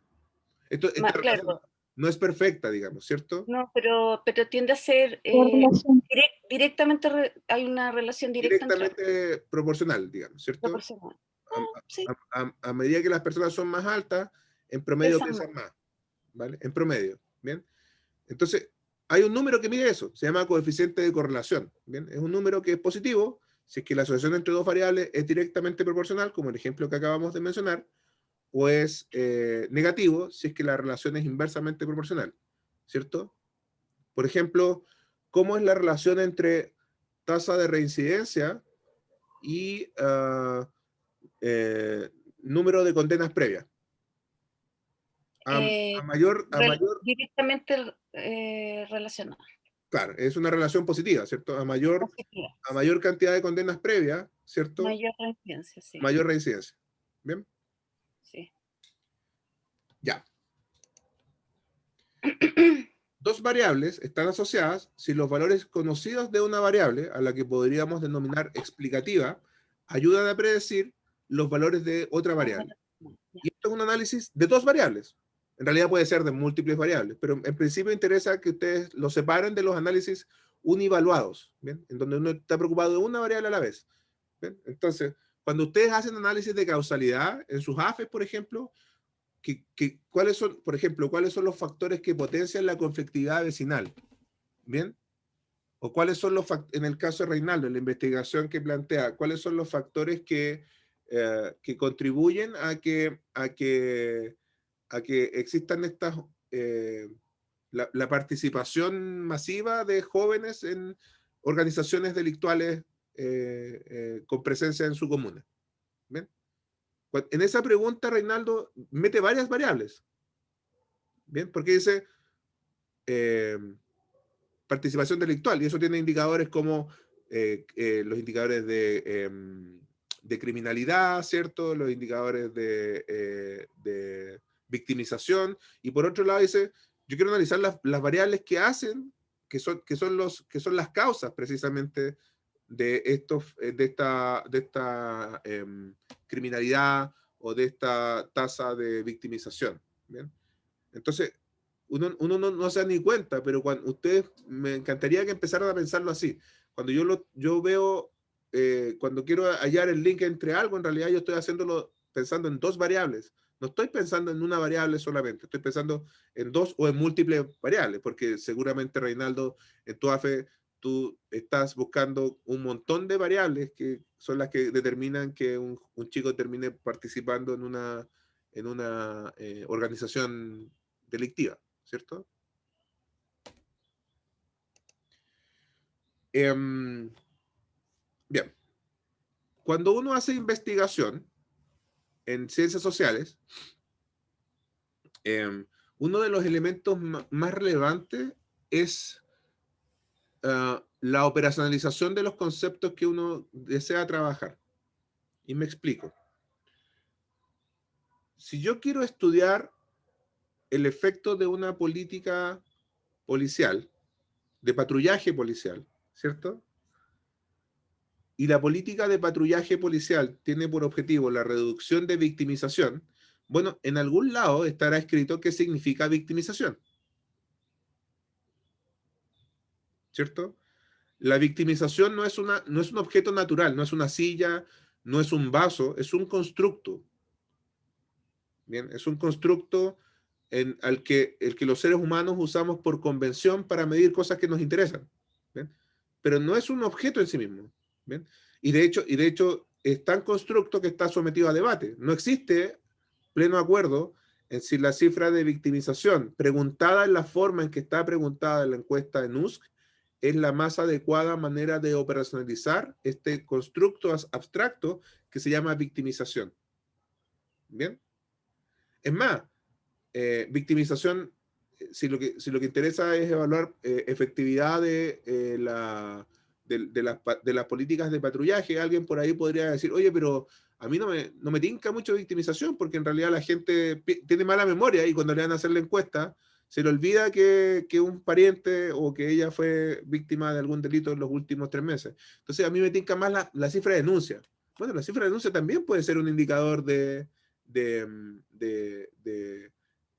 pueda ser utilizado como para ver si una política pública es efectiva o no es efectiva. Tiene sus pifias, ¿eh?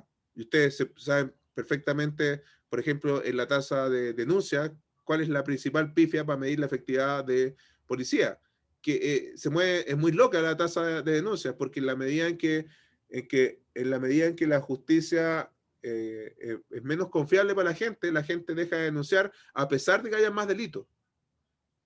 Por ejemplo, ¿cierto?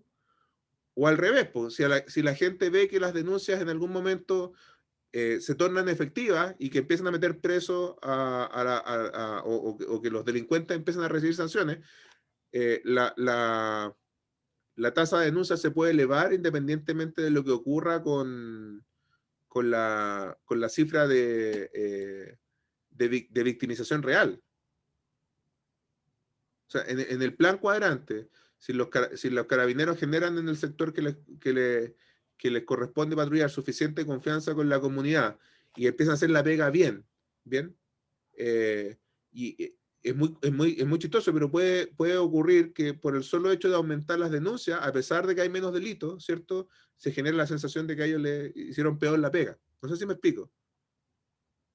Si se entiende esta distinción. Entonces, las operacionalizaciones son siempre peludas. ¿Para qué hablamos de conceptos como pobreza? ¿Para qué hablamos de conceptos como distribución del ingreso? ¿Bien? Son entidades abstractas que nosotros decidimos darles operacionalizaciones, ¿cierto? De alguna forma. ¿Bien? Entonces, en realidad, para sus objetos de investigación, ustedes trabajan con operacionalizaciones. Y por lo general, esas operacionalizaciones las tienen que encontrar en algún lado. O sea, Reinaldo, tú tenés que encontrar muy probablemente una operacionalización, aunque sea cualitativa, de un concepto abstracto que se llama capital social. Formación de capital social, por ejemplo. ¿Cachai?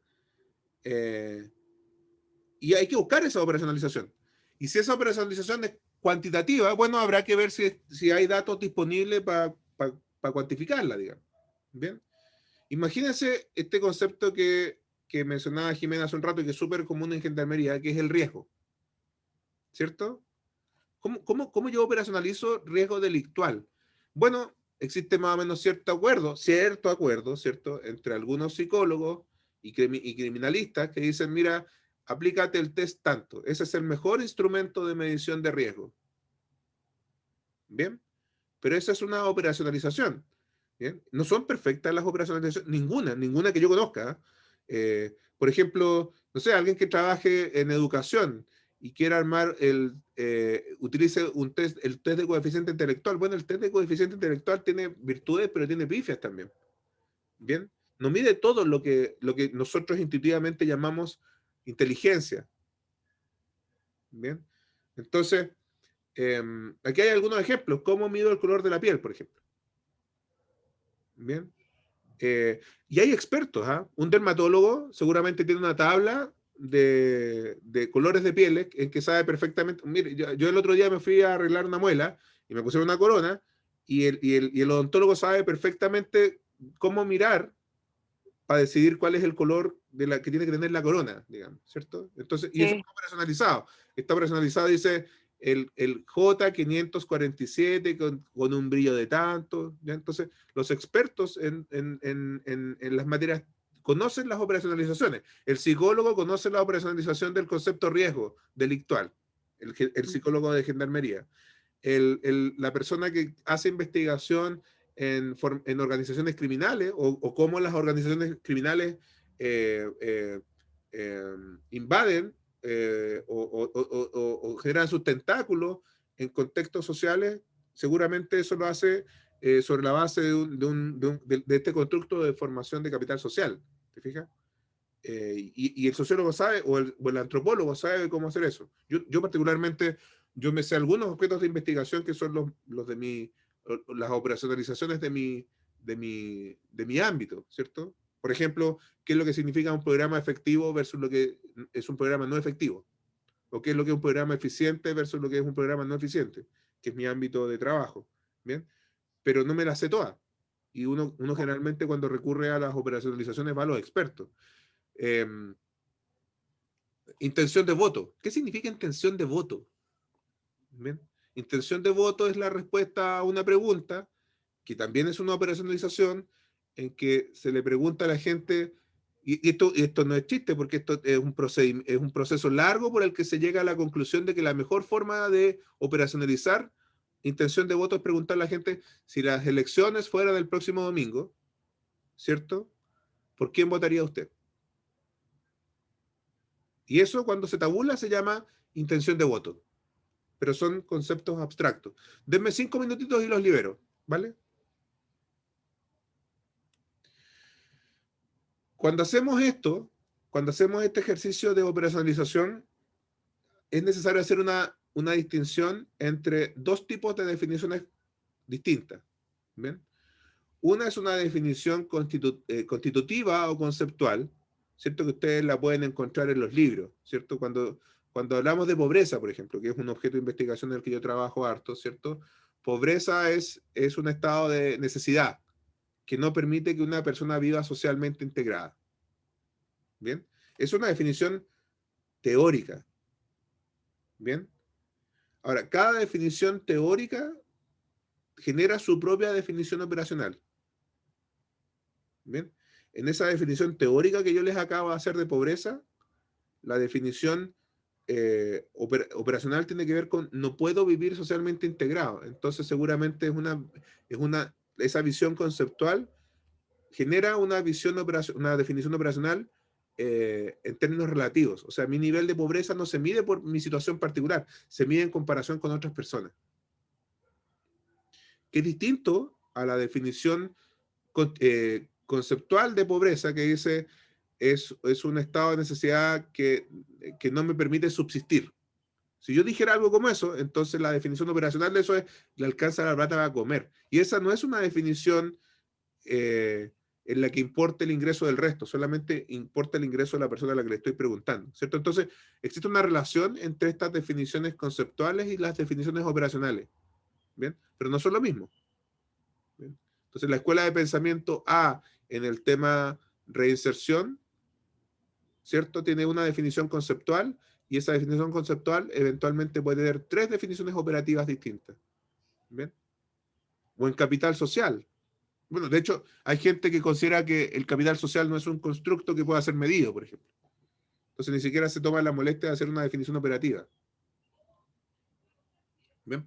Entonces, entre la definición conceptual y la definición operacional está esta operacionalización, que generalmente es, bueno, cómo yo lo mido, cómo yo pregunto en un cuestionario, cómo yo proceso información secundaria para poder llegar a una conclusión. Reinaldo. Profesor, sí, sabe que a mí desde que tuvimos la primera clase, le empecé a dar vuelta de cómo yo podía medir si los jóvenes delinquen en su búsqueda por el reconocimiento social, o el estatus dentro de su entorno, etc. ¿Cómo lo podía medir? Y alguna de las cosas que se me han pasado por la cabeza, por ejemplo, es preguntarle cuánto gana al mes delinquiendo y por cuánto dinero mensual estaría dispuesto a trabajar, por ejemplo. ¿Eso tiene relación con esto? Esa es una parte, porque obviamente tengo que buscar más preguntas, pero esas podrían ser preguntas que a mí me dirían, bueno, la verdad es que aunque él gane lo mismo, no está dispuesto a trabajar. Por ejemplo, puede arrojarme esa encuesta, ¿cierto? Que aunque gane incluso más, él no está dispuesto a trabajar porque lo que gana no es tanto o lo que le importa no es tanto el dinero, sino más bien, ¿cierto?, tener un reconocimiento dentro de su entorno. Pero está bien, o sea, le estoy dando vuelta recién y todo el cuento, pero es más o menos lo que usted está hablando ahora. Mira, ¿Se relaciona? yo difícilmente voy a ser experto de aquí a cuando me jubile en todos los temas de investigación que me llegan a conversar, porque como uno hace metodología de investigación, en realidad le pueden tocar distintos temas, como es el tuyo, que es distinto al de Alejandro, al de Sara y al de Jimena, ¿cierto?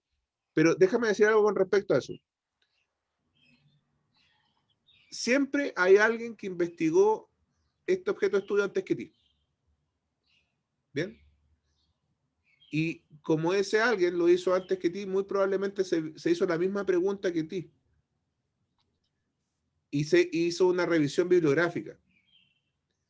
Y se topó con que esta voluntad para delinquir o propensión a delinquir tiene un nombre en la literatura.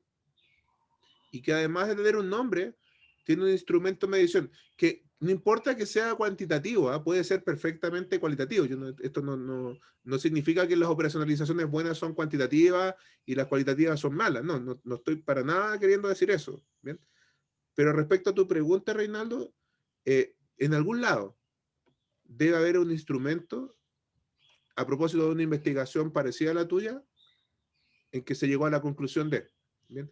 Y todo esto tiene un marco teórico. O sea, tú probablemente, porque está entretenido tu objeto de estudio, pero te vas a empezar a encontrar reiteradamente con conceptos, voy a inventar uno, como propensión a delinquir, por ejemplo, con capital social.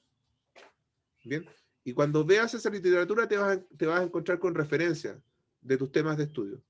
Y ahí vas a ver, a lo mejor en alguna de esas referencias, que en el anexo viene una encuesta o viene una pauta.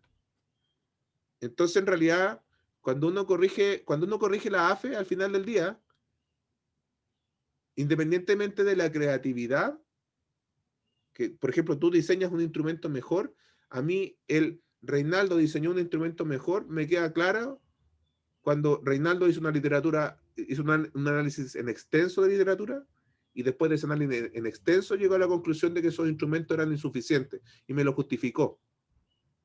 ¿Bien? Y los instrumentos correctos para esto tienen que tener este tipo de operacionalizaciones para ese constructo. ¿Bien?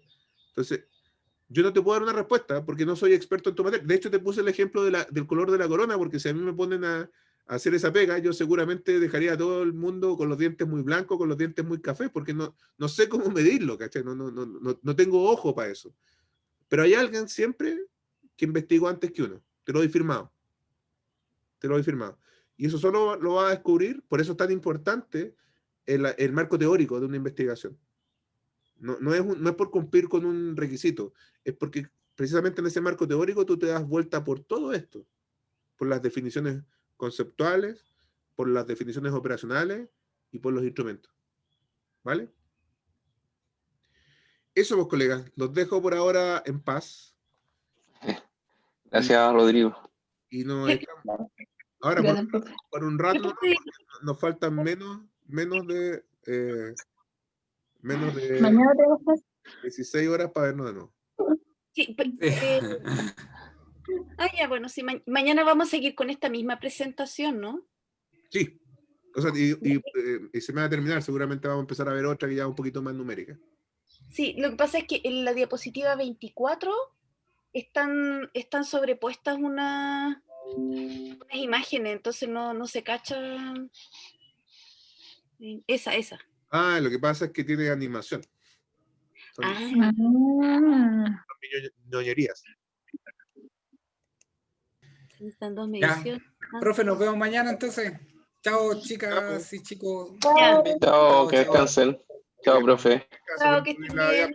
El video, perdón. Ya, Chao. mañana se arregla. Ok, chao.